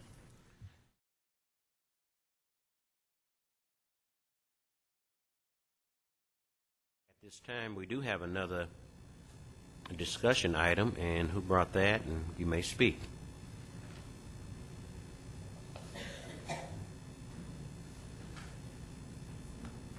Okay.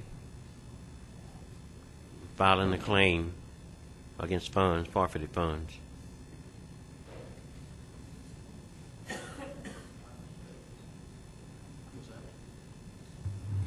I mean, somebody put it on the agenda? Okay, you ready?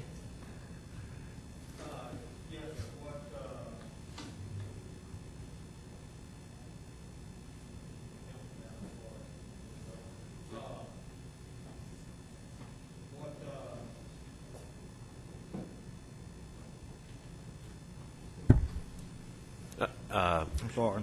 What I'm asking for, again, Woodrow, is just, I know we've had this discussion before, but I think there's still a lot of unresolved issues to it. And what I want to do again tonight is bring it up. There's some other concerns and questions, as you heard people speak tonight, and I think that each one of us on this board have a duty to publicly state why we would not want to file a claim, or at least, as I originally presented, ask the U.S. Attorney's Office to come in. They have graciously offered to come in and present everything to us, tell us the ways we could go about trying to file to recoup those dollars. How much, how much we could recoup, I don't know. But I think that we are not doing our duty as trustees of the district's funds by not at least educating ourselves on what the options are out there. And I'd just like to bring it up again for other discussion. Okay, point of privilege. I do want to clear one thing up that some board members said, some news media said, the Enterprise said that there was not a deadline. And I think Ms. Julie's here tonight. Our attorneys is here. We had a deadline. Now, I don't know where y'all get your information from. I don't know if it was back and forth like a rubber ball. But there was a deadline. And I thought that the newspaper would retract and correct what was said Wednesday. Madam Attorney, was there a deadline?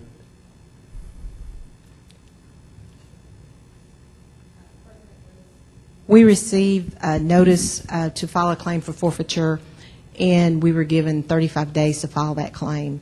On behalf of the district to recover administrative costs, we did file a claim to ask for costs that were incurred in participating in the prosecution.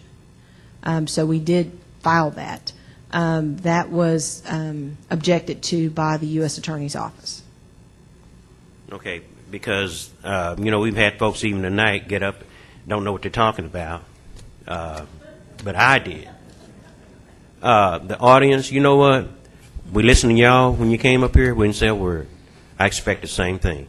And if you can't do that, you can excuse yourself. I'm serious. Now, the thing about it is that some board members or whatever were saying, because they had prior knowledge, I guess, with the U.S. Attorney. I don't know. I don't have prior. But I know what our attorney and what we filed for, attorney fees and other fees pertaining to this forfeiture of funds. Now, maybe that's not what you wanted, but that's what we had at the time. And until these other board members or whomever can come forward with an affidavit saying that this person, Calvin Walker, frauded this district, and no one has come forward yet with testimony in federal court. Federal court. And to this day, no one has signed an affidavit. Not a board member, which I wouldn't think they'd have the right to do that because they are not in finance. So we can just continue the discussion, but at some point, it's moot. Everybody wants money that belongs to a district. Prove it. I'll be the first one to sign it and go down there and bring it myself. Thank you. Maybe you didn't quite understand. I don't know who it was. Officers, if we keep hearing that, they need to go outside. Now, I don't know what the smart aleck said, but Ms. Bush has the floor. Ms. Bush has withdrawn. Is there any other discussion? I've got a request. I don't know why that popped up. I can't see Mike's request, but Mike Neal has the floor. First of all, I spoke with Michael Lockhart from the U.S. Attorney's Office. I called him yesterday and called him again today. And he assured me that there is a 35-day timeline, but that the U.S. Attorney's Office has been in touch with Ms. Chappelle and with BISD and assured everyone that the 35-day timeline is not going to be adhered to and that there is no timeline. We still can file a claim. I'm just telling you what he told me. And he told me if you shook your head, give you his cell number. So I'll give it to you after work. I mean, after this. No one's contacted me about an additional I am timeline. speaking right now. I didn't ask you. I'm Mr. telling Neal you what I has the heard. floor. Thank you.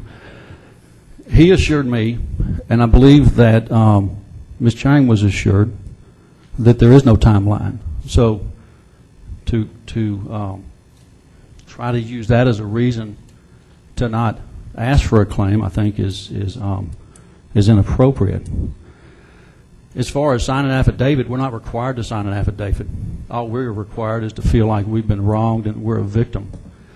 That several board members take the position that nothing was wrong, that Calvin Walker didn't do anything wrong, is, in my opinion, completely incorrect. We've got his pleading that he has not gone to court with, but he has signed the plea of guilt in the tax situation. And in his pleading, he admitted to altering documents and altering invoices in order to get payment from BISD. The letter that we received from Bob Rawls outlined 3 specific situations. One of them is the Ozan High School baseball, football lighting project. I was going to read through all of this, but I'm not, but I'm going to summarize it. Basically, what Mr. Rawls said, and this is from court documents, that BISD has documents that show that Calvin Walker submitted invoices for $536,000 for baseball field lights when Summit Electric produces invoices that he actually paid $198,764 for. It says in here that the documents were altered, that it was a cut and paste job. It also says in the Ozan softball lighting that he paid right at $75,000 for the lights, but he cut and pasted off of a fake quote, $99,000. He says strictly in the Ozan baseball and softball lighting projects, it produced an alleged overpayment of at least $351,000. This is the one that Mr. Walker admitted to in his plea. As far as the Regina Howell and South Park temporary campuses, what Mr. Walker did was he got a gentleman from Summit to draw up some quotes. Then, I say Mr. Walker, Walker Electric. Then they went down and they purchased for Regina Howell a screwdriver for $15.02. They took the delivery ticket for the $15 screwdriver and they cut and pasted the information from the quote for $584,000.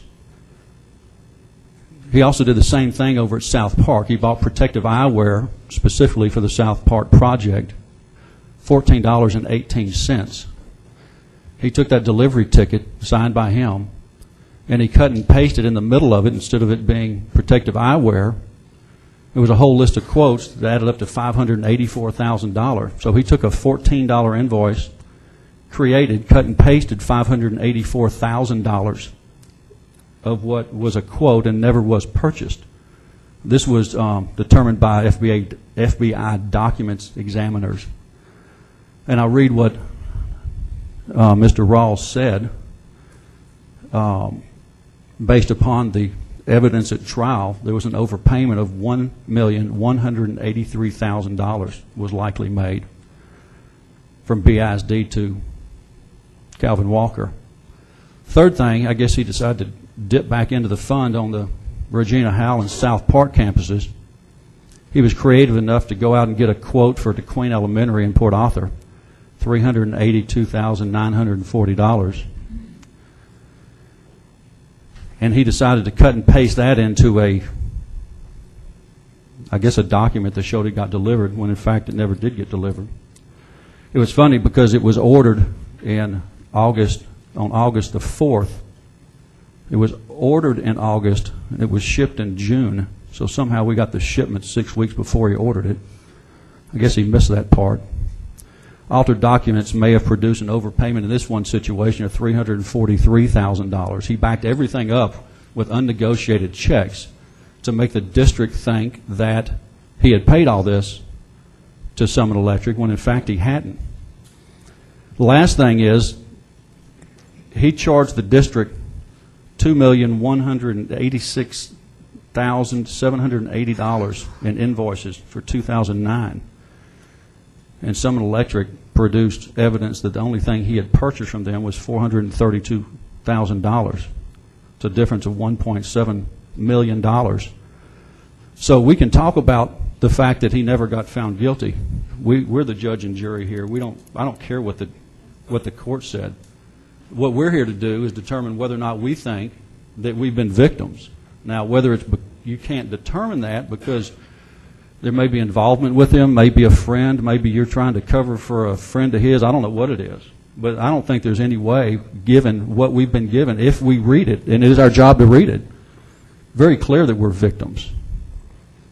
Thank you.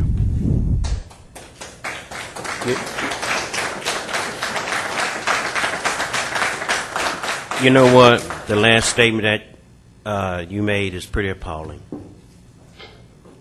You know, I don't know your reasons for getting on the board. I don't know Tom's for getting on the board. But ever since you've been here, there's always dissension. And you're trying to say tonight you don't know if there's some involvement. You're not smarter than the United States courts. By no means. You're no attorney. But if they chose, for whatever reasons, not to charge him, who in the world do you think you are to charge him with whatever? Well, first of all, he got charged. He had 37 charges. Wait a minute. Go ahead. I wanted to interrupt you. Trust me. That's fine. I thought you were But I'm not going to do like some of the people in the audience. That's fine. And like you're doing now. That's fine. Go ahead. I thought you were finished. You were taking a deep breath. But go ahead and finish. That's what I do. Well, I breathe too. Go ahead. And I think before I talk. Not emotions. That's questionable. We're fixing to end this conversation pretty quick. Because, you know, this discussion, it's an agenda item to vote on. And that's probably where we need to move. But as I said again, you get your facts and Tom get his facts from whomever. You know, you saying, well, the U.S. Attorney and all these folks telling me. They ain't told the attorney. They ain't told me. So why in the world are you so special? And you so special that they telling y'all all this stuff. They need to share it with the whole board, not just two guys that want to do what they want to do and present what they want to present. That is not fair at all. And we have our sitting attorney here. I know the U.S. Attorney would not talk to her, okay, until somebody intervened. I'm not going to say which board member. And then the U.S. Attorney returned the call that he never returned. So a lot of you folks sitting out there, you don't even know what in the world's going on with this situation. They want us to do what the United States of America courts didn't do. Ms. Ambers has the floor.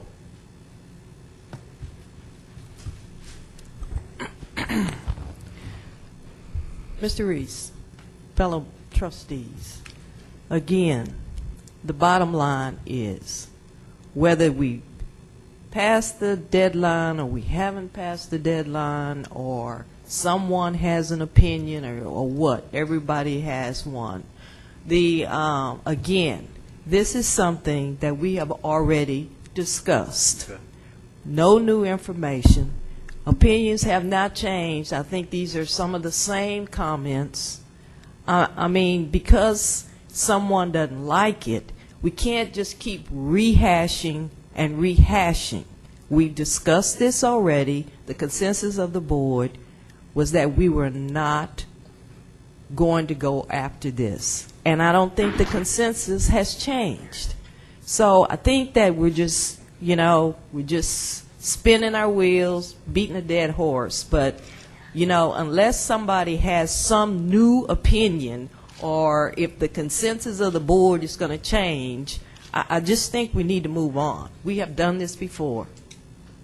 This is a poor use of the time of the board to keep rehashing what we've already done because someone is not happy with the outcome. We just can't keep doing that. I would like to just move on, Mr. Reese. I have a request to speak and have the right to. Mine won't work either. Mine won't come on. I wonder why. Mr. Mike Neal has the floor. First of all, we have not discussed this. This has never been discussed in an open forum. What was discussed was the renewing of his contract and whether or not we wanted, Tom had put it up for an action item, whether or not we wanted the U.S. Attorney to come in and give us a hand. We've never discussed this in my recollections. Mr. Neal, we have never discussed going after this $2 million that was forfeited by Calvin Walker. We've never discussed this? No, now, not as an agenda. Beaumont not Enterprise this morning seems to think that we have. In fact, they are calling this a chance to do it over. You get a second chance. That's fine, but but I'm just saying that I understand. think that we have discussed this. I don't think we have. I don't think Okay. it's been and you may be correct. I'm just saying. But it's okay. It's okay. So Well, I know it's okay. Okay now. Okay. So even if we haven't discussed it, I think we've discussed it again, whether we have or we have not. I think we've discussed it enough to know everyone's opinion. I just don't understand why we just keep spinning around and around and around. I mean, that's just my opinion. Mr. Tom Neal has the floor. All right, let's drop back here, and we have not discussed this. Who authorized Mr. Chappelle to file for that, to file for attorney's fees? I think that it was like 5-2 or 5-1. Was it voted on? I don't know if you were present. Was it voted on? We gave our attorney, who is our advisor, What? to go after monies that she can go after. and I think she did that. Was that? And it was a majority of the board that instructed her to go out, and she did her job. Was that an action item? Was No. that voted in an action item? No. Okay, so that was not an action item. Now, as far as the board, we can just sit up here and say, Madam Attorney, we want you to do this. And, you know, if two of us want, or three of us, then she's charged with doing that. I mean, she can just go out and file something that we asked for without a board vote, without it being put on the agenda. We can just arbitrarily give her the right to do that. Is you know, the question that I'm asking, because as I went back and looked at the different tapes in the minutes, I never saw that there was an action item that this board said specifically that we wanted that done. Now, we have not asked or discussed in detail having Bob Rawls or someone from the U.S. Justice Department come and present. That's all they're asking. I guess my question is, what are you so afraid of hearing? Hold up, you said we did not ask for that? We didn't vote on Bob Rawls and coming here? No, I did not say that. I said, no, we have not had an actual discussion, a vote on that. Yes, we have. Well, then, if we did, then I'm asking again, why are we so afraid of hearing what he has to say? You know, when Mr. Walker wanted Mr. Guerin to come and talk, we gave him all that time. Then, now, when we're you know, on the opposite side, when we're wanting to learn something, here's knowledge from the men that know it all, that have seen the case, then why aren't we listening to them? Can I speak to that? Can I speak to that? Can I speak to that? Ms. Bush and I has can the only floor. speak for me, When Mr. that's Neal. done. I'm not afraid of anything. But I do think that when I read that same paper that Mike Neal was reading off of, it stated in there that the district had a right to regain funds if they thought that there had been some fraud on our part. The district couldn't find anything. Asked the superintendent who sat here and said that the finance office, none of them could find anything that indicated that Calvin Walker had frauded this district. So nobody's willing to put their name on the line in an authoritative position to say that. So if the U.S. office, attorney district office, if they're so willing to come here and prosecute him, they should have did that when they had an opportunity to do that in court when they filed 37 counts. But as far as why are we afraid, we're not afraid. And I think that's the problem. We're not afraid. Well, then why won't we allow them to come and present it? Because we just...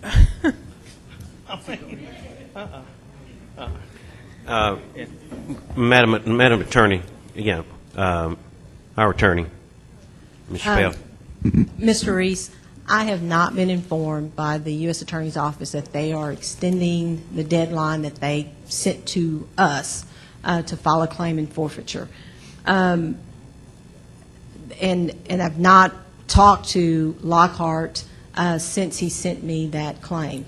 Dr. Thomas asked me to respond to that claim, and I was not here at your July meeting, and I believe that's the meeting you're talking about, that this was discussed in some detail.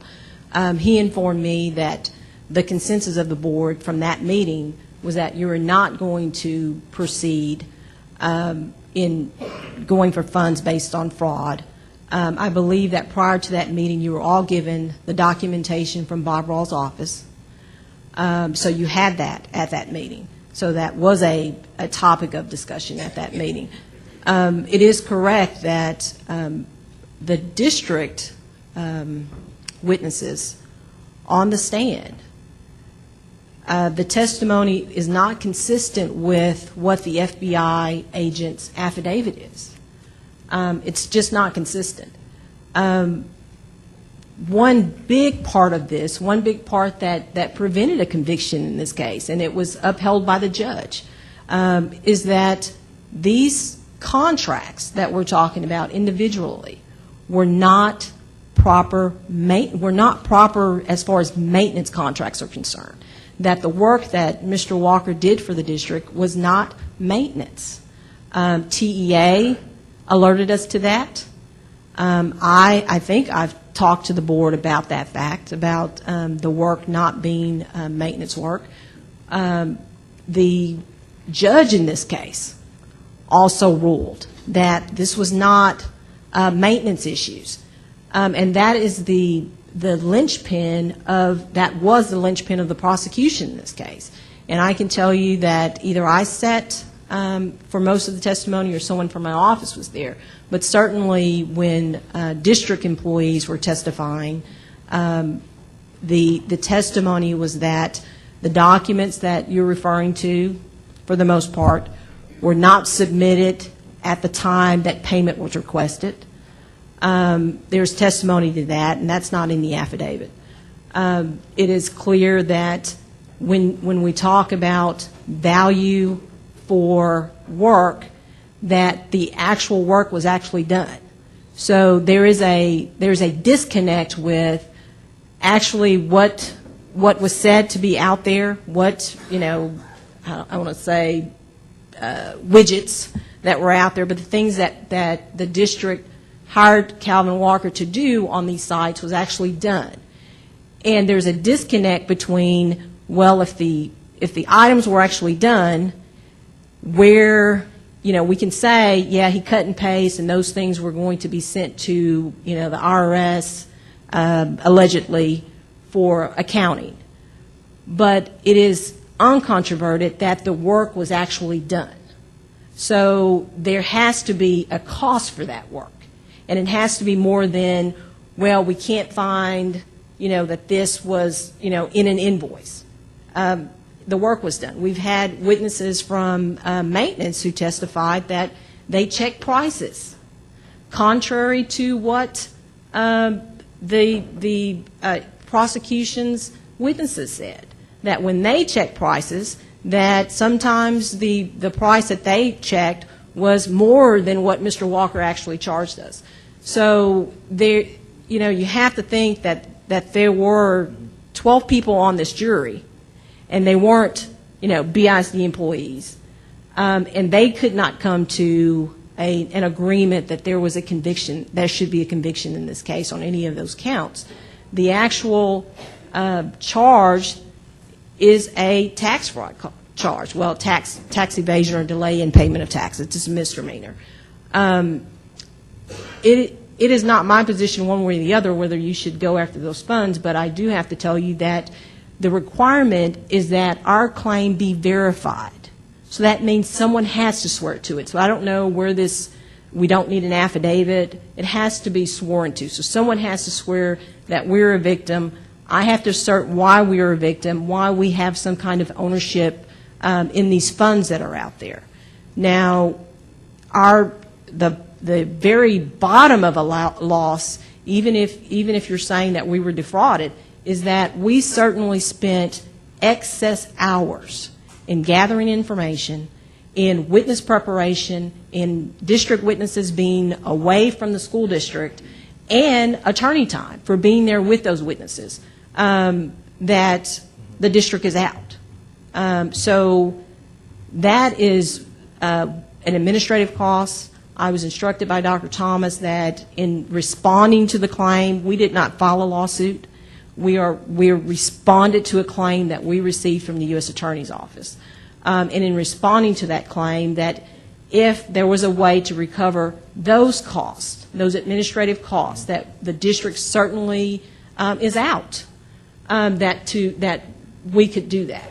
So that is what we filed with the U.S. Attorney's Office. As I said, the U.S. Attorney's Office objected to that claim. And no one's contacted me to say that they would extend that deadline. I did meet with the U.S. Attorney Malcolm Bells, and he never told me that he would extend that deadline.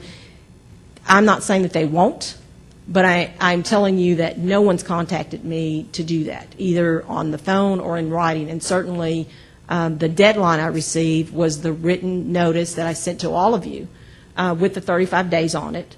And I've not received anything else from them saying that they would extend that deadline. I'm not saying that they won't. I'm just telling you that they did not send that to me. No one's notified me of that. Okay, just one question, Melody. You're saying that no one from the BISD would sign something, an affidavit that says, if I can bring somebody to you that's a BISD employee, that intimate of the knowledge that material that was ordered, paid for, was never shipped and never brought out there, would that be grounds for it? But if it comes to the superintendent and he is telling me to do that, I can't tell you that any employee who gives an affidavit, we would put that on a claim. No. Okay.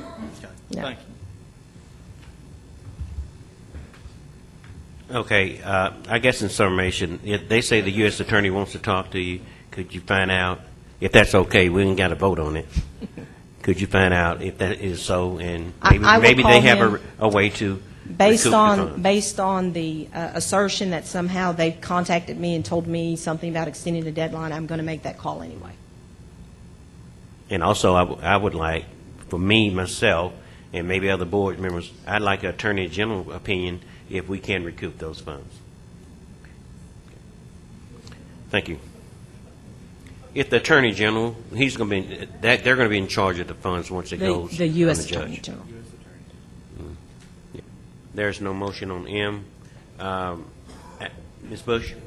Letter N, consider and if appropriate, take action to submit a claim with the U.S. government to collect forfeited funds seized from Walker Electric Company. No exhibit. Motion by Ms. Bush, second by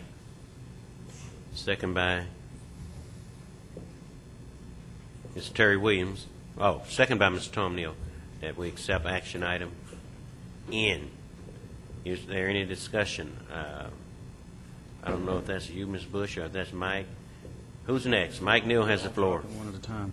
Mike Neal has the floor. I just wanted to wrap up what was said. First of all, I ran to be on this board to make a difference, to answer one question. I don't think anyone, just like Dr. Thomas, who did a great job of dancing around questions. My question or my concern has never been about whether or not we got the job done. I don't think anyone questions that we got electricity to the buildings and everything that he was supposed to do. The question is how much we were charged for the items that we received. Doesn't matter to me whether or not he was found guilty in court or not. He wasn't found guilty or not guilty, although in this country it is innocent until proven guilty, and I will agree with that. Although 12, I believe it was 10 of the 12 jurors did see a reason to convict him. We also, we didn't go, I think that we worked his projects off of his maintenance contract. I know the judge said that it wasn't off the contract, but the reality is I think he built off the contracts because there was a 10% upcharge on everything he had, which was part of just like his contract. When we asked, I believe it was Mr. Zingelman or Ms. Chappelle to audit the invoices, we were told that they did audit them. What they audited them for was to see if we got charged the 10% increase. And so, you know, again, if the judge says it shouldn't have been that way, but the reality is it was that way. And my whole contention is that he did defraud the district, and I think that the community wants the money back, and I back what the community says. Ms. Bush has the floor. I guess we'll have to agree to disagree because certain communities are asking for different things. And one thing that you did say is that there is no denying that the work was done. So if the work was done, he deserved to be paid. And if we have no objection from the finance office as to the amount, then I think we're just beating a dead horse to death. So because of that, and we may bring it back again next month, I'm going to vote against this. Is there any other discussion? Hearing or seeing none, start your vote.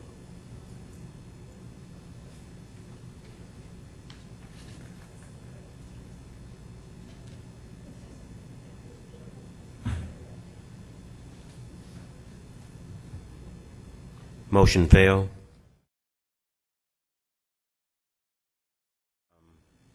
submitted by Mike Neal and Tom Neal. Item D was submitted by Attorney Melanie Chappelle. So I guess we'll begin with the comprehensive financial report. Is that, when did you put on there, Mike? I think I sent that in. I'm not sure. My question on the comprehensive financial report was, I don't know whether to address Devin, who I enjoyed our walk the other day, or Dr. Shagwab, but really more of an in-depth discussion or an explanation of the $29 million. I see now on I believe the budget report we're getting today, we have $29 million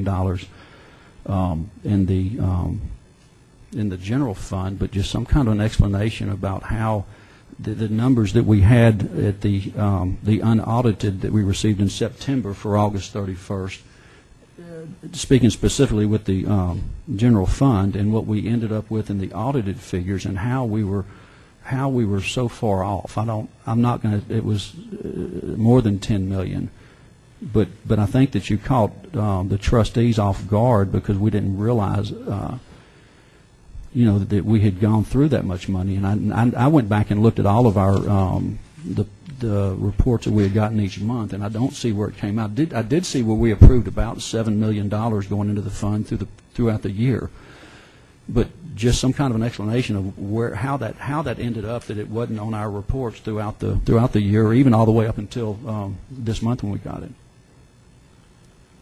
Okay, let me say this. One of the things I shared with the board at our retreat, I wanted to make sure by the time, CAFRs are not actually required. The audit, of course, is required, but that is the CAFR. We go above and beyond what is required by doing the CAFR, because we want to be transparent and we want to make sure that we account for our dollars. That was, of course, the 11-12 year, and as you know, and I think even Dr. Thomas was good about stating it, Robert Zingelman, we have. And that's why you see me in Austin. Actually, I will be in Austin on Monday talking with legislatures and, again, about our passion for school systems across this district, across this state, needing additional funding. But we've lost $25 million over the past biennium. And, of course, we've had to indicate that. Of course, we've had hurricanes and storms and things of that nature. But I'll let Mr. McCraney talk specifically about those dollars. The thing is, once those monies were spent, they were spent. So there was nothing I could do for that year.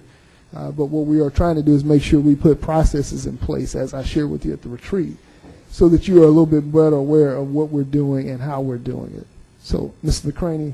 Well, let me make sure I clarify my question. My question is on the reporting end of it. I know the money's spent. Okay. But my question is, as trustees, I guess my question is on the reporting and how the reporting didn't get to us, and I spoke to the guy from the LBB, Tom and I did, to make sure that I'm not misunderstanding or misreading some of the financial statements we get. But my question is on the reporting, not of the spending of it. Okay.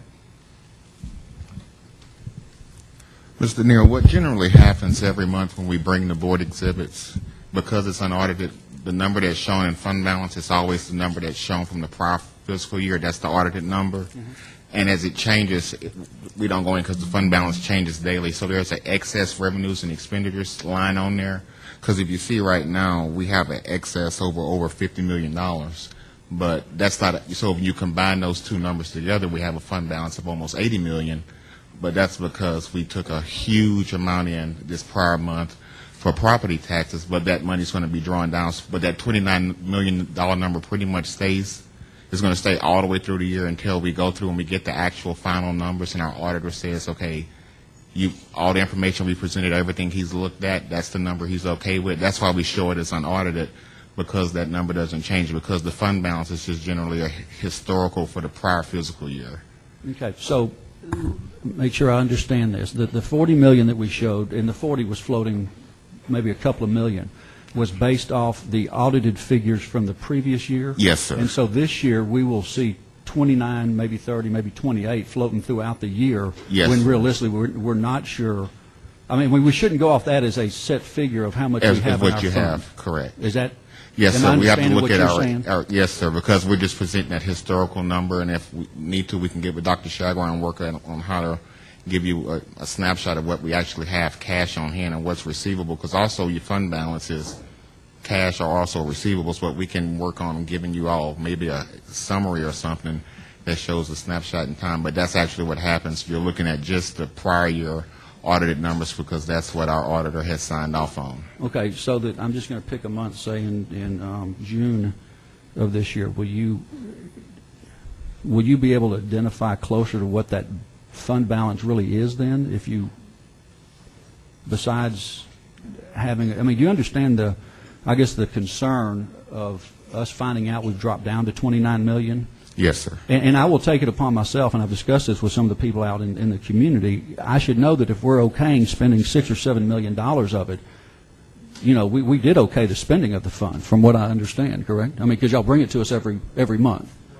And so it's not like we didn't okay the spending of millions of dollars into the fund, but I hope that you understand the concern of all of a sudden us seeing or thinking that we're going from 40 million to 29, and as trustees, and I believe it was Ms. Bush who brought it up to begin with. It was like, wait a second, this fund balance looks about $10, $11 million less. I hope you understand at least why the concern Yes, sir. and the question. Yes, sir. Because again, like I said the other day, I'm not questioning that we lost the money.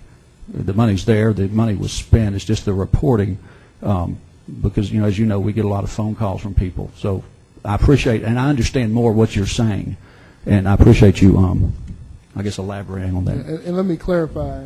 I mentioned earlier, that's what like March 23rd is about. When we go to training this month, we're going to look at different examples across the state, how people are reporting things, and then I want you all to be empowered about how we're going to operate. This is a new sheriff, so to speak, and we're going to develop our own process, and I wanted to be transparent. So that's part of what our training is about and how we're going to move forward. Okay. Mr. Mike Neal? Tom Neal. Get y'all mixed up every time. Yes, sir, thank you. Devin, my question is, all right, we took a snapshot in time on August 31 from our report, which we had the $40,565,238. And then we get the CAFRA, which is down, there's the 29 million. Yes, sir. My question is, how come the months after that August snapshot, after the audit was done, how come the following months didn't drop down to the $29 million? The audit wasn't complete until January, and so once that final number came in that we presented it to you, then that's why it changed for this month, because we operate through 12 periods, and then when we go into the audit period, it's called period 13, and so we were still operating in period 13 until we actually got the fiscal year completely closed out. Mm-hmm. That's why we were still at that $44 million number from the 10-11 fiscal year. All right.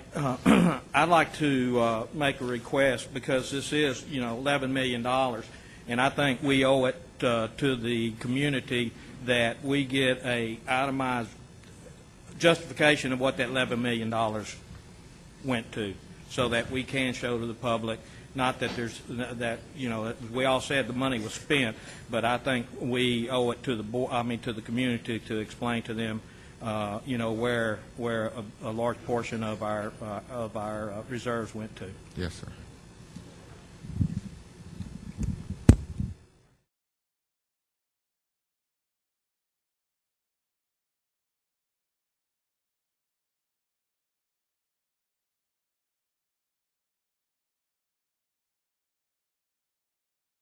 To discuss, there's some items on here about some additional cost to the tune of about $284,000, and I think the Buildings and Grounds Committee needs to meet with you and have a detailed explanation on these items before we move forward with approving these final payments. Sure, anytime, sir. Yes, sir. Well, Dr. Shagwar, didn't Mr. Smith is working on this, correct? Right, he is, and what I was hopefully encouraging is that we know that everything is not perfect, but we do believe at this point what we brought to you is pretty sufficient. I understand we did not and we're not able to have a B&G meeting this month, but we do want to have one next month. And I've kind of talked about that earlier. We're going to try to spend most of that time talking about the Ozan Auditorium and, of course, the field house. We do believe, from the district standpoint, that we are pretty much prepared to move forward with this. And as Issa mentioned, we are not going to pay out until, of course, those things that need to be done are done. But, of course, it's the board's pleasure how you would like to move. But we do want to make sure that, we do give information to B&G. Normally, otherwise, we would have had that meeting. We had spring break, so we didn't have an opportunity. And, of course, we've had some other issues that we've been dealing with. But we are fully prepared to stand behind the recommendation at this time. And this is your recommendation to the board? Yes, sir, it is. Is there any other discussion? Yes, sir. Ms. Bush has the floor. Yes, sir. I'd like to ask, though, since there are so many issues with Morganti and the field house and the auditorium, I'm a little hesitant also to understand what's the rush to have to do this now, because if we wait, I guess I'd kind of like to see a goodwill gesture from them on the other projects that we have also that they're working on. And so if we do this tonight, is that, I guess I'm wanting to know what has that been their position of coming to meet us halfway on the other items that we have before I vote to give them this sum of money. Now, I understand Issa is saying that they won't be paid until everything is settled, but if that's the case, then why not wait until we're ready to get it all done in one package? Is there any rush to do the closeout tonight? Again, there's no rush, but what we do want to do, I think the attorney is. Well, this issue has come up with the package. We have to take these projects individually. I'm not saying that you've got to vote on this, but we've got to take the projects individually because they're individual projects. So we cannot not pay one on the basis of we need some kind of, agreement or deal made on another project. So you're going to have to, at some point, take them individually as far as what do we owe on this project only. Yeah, and what I would follow up to say is we do want to deal with this that we can, because we think the project is fairly complete. That's correct. You saw the thumbs up from I see our teacher still here. So we were trying to move forward, and then that eliminates some of the other confusion and complexion behind what we're going to be bringing to you at the next B&G meeting. But again, it's the pleasure of the board. Mr. Tom Neal has the floor back. Thank you, President Reese. So if we're going to go ahead and move forward, can we discuss what these charges are? Thank you. What you're referring to the two items, which is a settlement of a claim.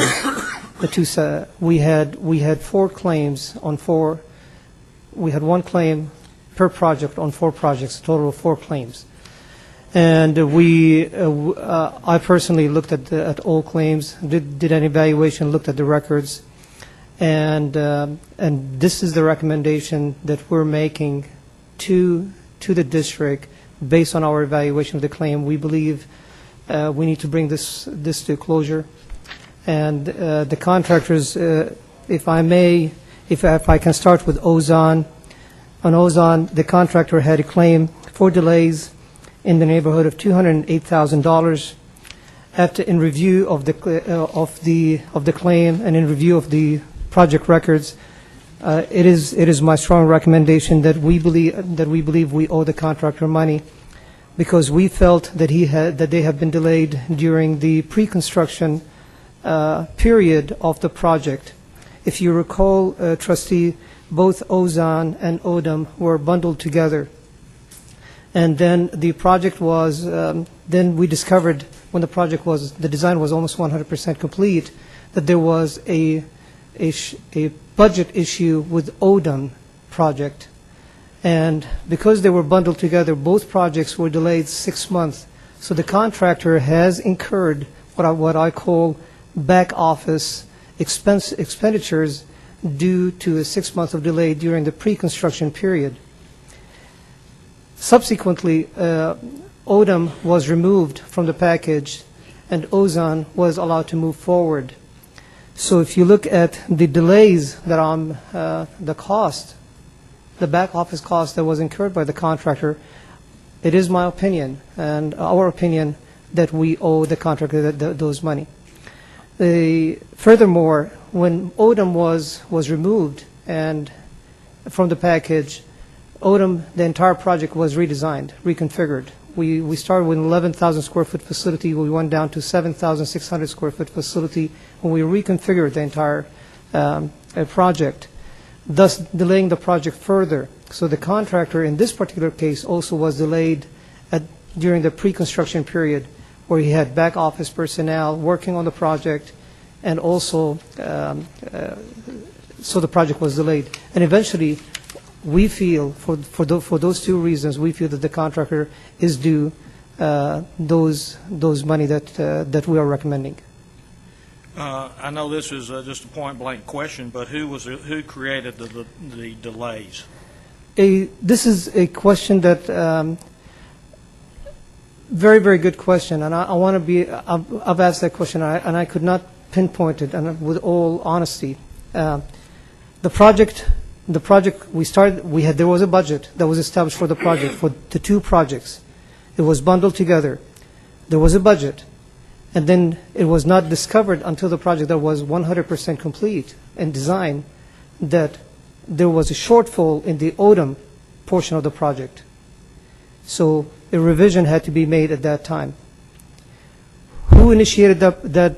Who gave that budget number in the very beginning? I cannot determine that. Did it come from us, from Parsons? Did it come from the district? I honestly cannot determine that. Wait a minute.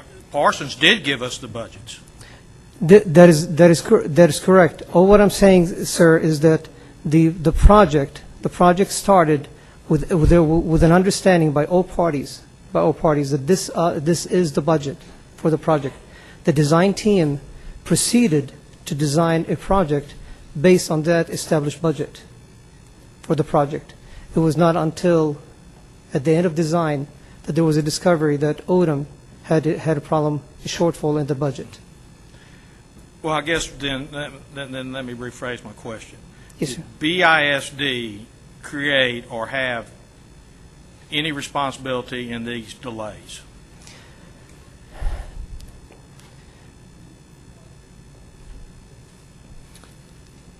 I think what's happened, if I could, Mr. Neal, is that you had a project combined.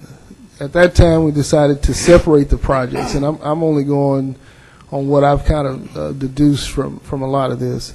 And so in that separation of the projects and then redesign and things of that nature, I think there is probably ownership of that delay for everybody's standpoint, because we decided at that point, or the people in charge at that time, and I won't name them, decided that they would go ahead and go along with that and make this division in the project. So, but ultimately, what we were concerned about is delivering the kind of the facility that we thought were going to be beneficial to the students. All right. If everybody had a piece of the pie, is everybody contributing into the $284,000? And I think what we're doing, yes, and that's why we've spent a lot of time. And I think Ms. Chappelle has gone into talking about why we need to separate these projects out and deal with them individually. But I'll let her kind of talk a little bit to that. That Mr. Neal is asking, but the agenda item, what we, as far as whether it's the owner or the owner's representative that did the budget or that decided to split the project that caused the delays, the question that we have with regards to paying Morganti is what portion was their fault in the delay. And I think we've kind of got to a situation where, it's either the owner or the owner's representative causing the delay and not Morganti. So that's why the recommendation is to pay Morganti, because they suffered the loss. At some point, what we do about whose fault it is, we still have the issue of Morganti, whether we owe that money to Morganti. Right. Well, and I understand exactly that, but we ended up eating that $200 and some odd thousand on the stadium too for the dirt, And so I think our district is being quite benevolent when it comes to these issues, but that's one man's opinion. May I respond? Dr. Chagwa, is it okay? Yes, sir. I think Ms. Bush has the floor. I was just going to say, I understand what you're saying, Melody. Morganti, one thing we do know is that Morganti was not at fault. They were not to blame for the delays. Not for the delays that for the project being, for this particular pre-construction period. Right. So whether it's VISD or Parsons, we have to settle that among ourselves, but we do owe Morganti. So this vote is for Morganti. Now, if we feel like Parsons has a hand in helping to pay for some of this, then we need to take that up with Parsons. But we cannot take it out on Morganti. Is that correct?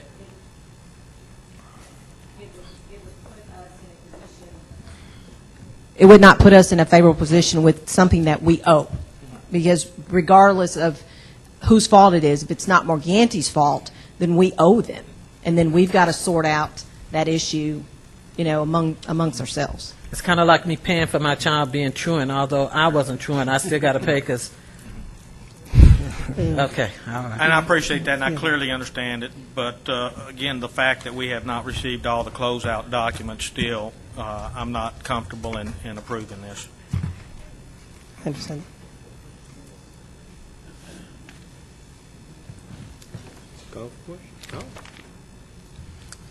Call for the question. Question has been called. All discussion cease. Start your vote.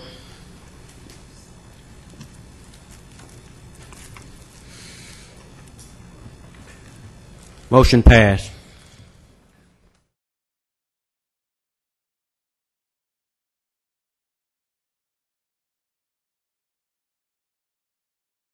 you very much. At this time, we have action items. Ms. Bush?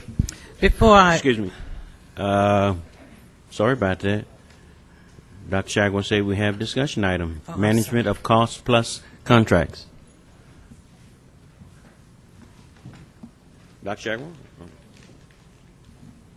Mr. Reese, I think I addressed most of that early on. Just to recapture, it's something we're going to be sending out a letter next week to all of our cost plus contractors, emphasizing that we will no longer accept or pay them if they do not turn in receipts for those items. And I think we have 15 of those contractors, some with contracts upwards to $2 million, and I think some as low as maybe about $100,000.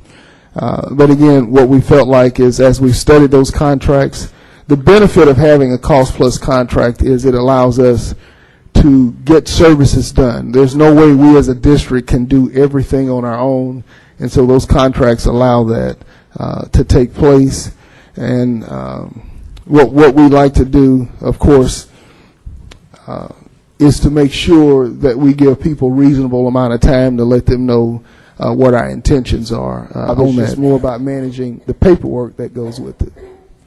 Okay, and I appreciate the answer, but that's where we get down to the basics of managing a cost-plus contract. And you and I have talked about, and that's why I wanted to bring it up, and that's the management. These contracts do not state replacement costs. They state costs. And if a man buys a bulb for $72 5 years ago, and Tom, you tell me if I'm right or wrong because you're in the industry, he's supposed to charge us $72 plus $7.20. It doesn't matter if it costs $150 to replace the bulb. These cost-plus contracts, the ones that you and I have talked about, are very specific. We're allowing them to pick our pocket again. We've been picked for millions of dollars by contractors, and we're allowing to continue to be picked. And I'm saying, my thought is that if we're requiring them to give us a proof of cost, then we need to stick to that. If a contractor can't provide his cost, then he's not a good enough businessman to do business with us. And that's why we're going to send a letter. I'm directing Mr. McCraney. He's going to send a letter to all 15 of those cost-plus contractors. And if they do not provide a receipt for the cost of that item, we will not pay them.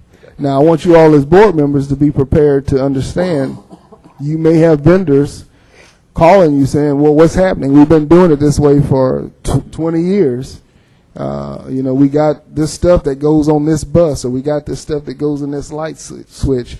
But I hear you, and I'm here to make sure that whatever we do, we're going to do it with equity, and we're going to do it with efficiency, and then we're going to try to arrange the office such that we have the people to manage that. But I'm here to make sure that the wishes of the board are done. Okay, thank you for putting it on there. Ms. Bush has the floor. Yes, sir. I appreciate you saying that you're going to give them 6 weeks. However, if I was a contractor and you gave me 6 weeks to get in line things that I've already bought, ready to install, and then tell me whenever that time comes I'm not going to be able to charge the current cost for replacement, then I think you've done me some injustice, because that's not the way I signed up. And I understand that we have the option of not renewing them, but I wonder if this is what we truly want as a board, to say that that's the way it has to be done, especially when you're only given a 6 weeks time frame for that to happen, because we don't know how far ahead some of these vendors may have already bought products and have them ready for the district's use. And so I just caution us that it's going to, I think, raise the cost from those vendors, because they're going to, next time their bids come up, they're going to take that into consideration and say, well, I'm not going to be able to use some of these products I have, or I'm not going to be able to charge the replacement costs for it. So I don't know why we've decided that we can't pay replacement costs. I guess I don't know if that's what everybody does, or if we're just deciding to do that at the whims of a few, or I don't know where that comes from. So I guess I'd like to hear more about contracts and replacement costs and things of that nature before we, I know we're not voting tonight, but I do want some more information before we make that determination.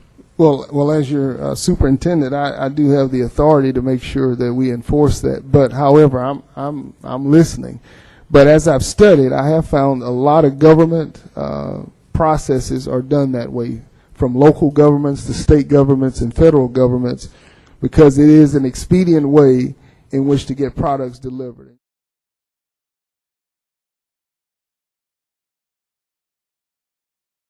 Ms. Z.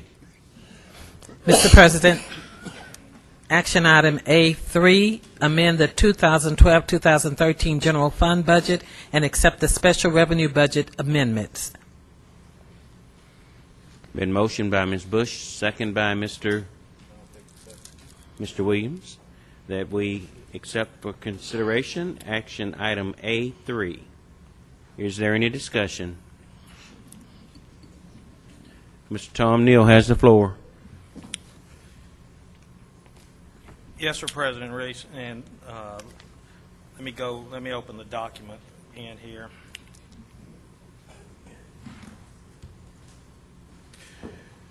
All right, basically, we're being asked to move $2,160,500 out of our fund balance, and I would there's no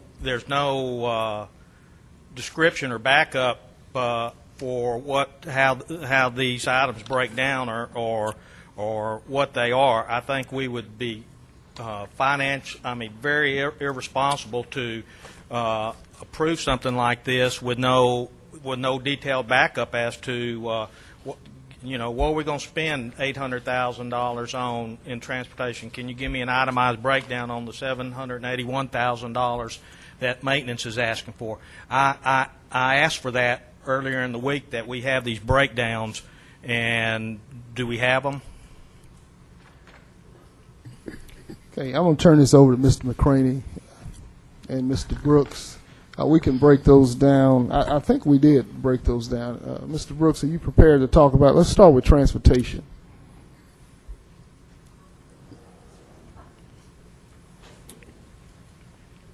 Mr. Brooks. Mr. Brownlee. Oh, Transportation.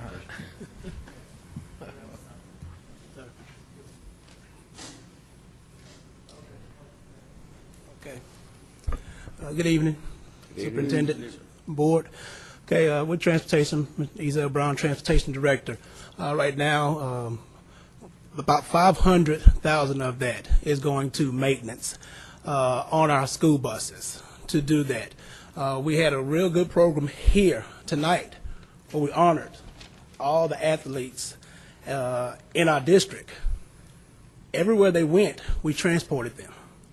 Okay, on top of bringing everyone to school. It does cost for transportation. I've been sitting here listening to everything that was going on, and I agree with everything that you guys are making the attempt to do. But it does cost money to do these things.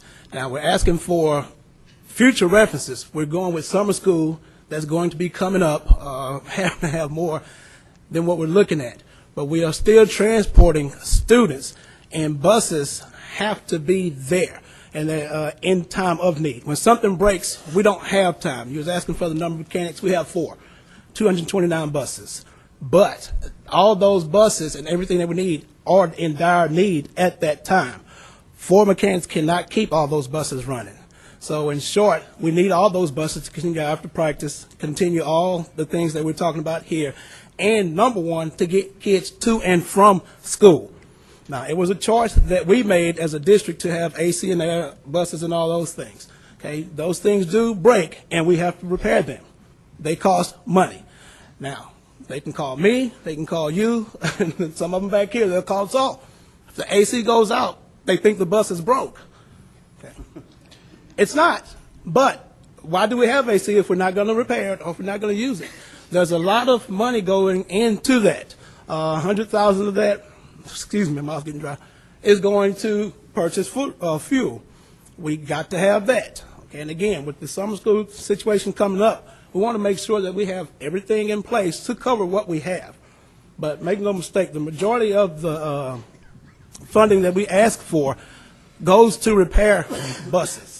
A situation where we have a wish list, but we can't get anything on our wish list because we're constantly using what we have to repair and to keep everything steady running. And again, the way the district transports, we transport all over. Westbrook Central and Westbrook Central and Ozan, we transport from the same neighborhoods because they're magnet schools. Okay. And then Westbrook, you have a lot of transfers. So we're constantly using these same buses, going the same routes. And then these same buses have to finish that route, transport on field trips or transport everywhere else. They're going to break down. They're man-made. Okay, they're going to make down. Our situation is to get them up as quick as possible. And I have 4 real good mechanics, but they can't keep 229 buses running. And let me add to Mr. Brown, to the cabinet, to our board members. We did have, at the last budget meeting, you all remember there was an aggressive push to save monies with transportation. There was an aggressive push to save money in maintenance. And I think we did. Actually, when I looked at the cost of transportation this year compared to last year, it is much less, but it still is costing us more than we allocated. And so, as Mr. Brown said, from fuel costs to maintenance of the buildings, which we've spent a lot of time talking about, we're requesting those funds. But, Dr. Shagwar, you have to have a basis of how you came up with that number. You have to have calculated how many tires you have to buy. You have to have calculated how many air conditioning systems you think are going out. You have to have calculated how many miles you're going to drive to divide out how many miles per gallon you get to estimate how many fuels. I mean, that's what I'm asking for. This is, you're asking us as board members $2.1 million. That is a tremendous amount of money just to say because we're speculating we ran out of money on our original budget. No, sir. No, sir. And remember, one of the things I said to you, we are going to create life cycles.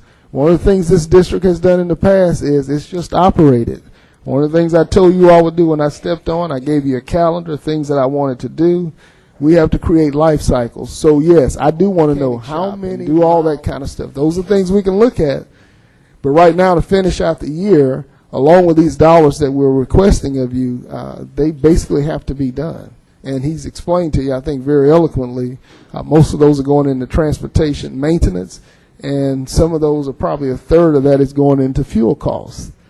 It kind of is where it is, and I do appreciate your concern, and I am talking about doing that because we are talking about life cycles. But I won't be able to create that. This is my 7th month. But it is on the agenda to create, and I am listening to you from contracts to how much. One of the things I'm doing with maintenance, we had a huge meeting last week. I need to know the cost of manpower per square footage as it relates to taking care of maybe the gym or the school facility. So the things you're saying, yes, sir, we're going to do, but at this point, we are where we are with those needs. But that's the cart before the horse. You're asking us to fund money, and that's one of the main obligations of a trustee is the fiduciary responsibility. And I see this would be totally irresponsible of us just to hand this over without any other background or breakdown information. That's my comment. Thank you.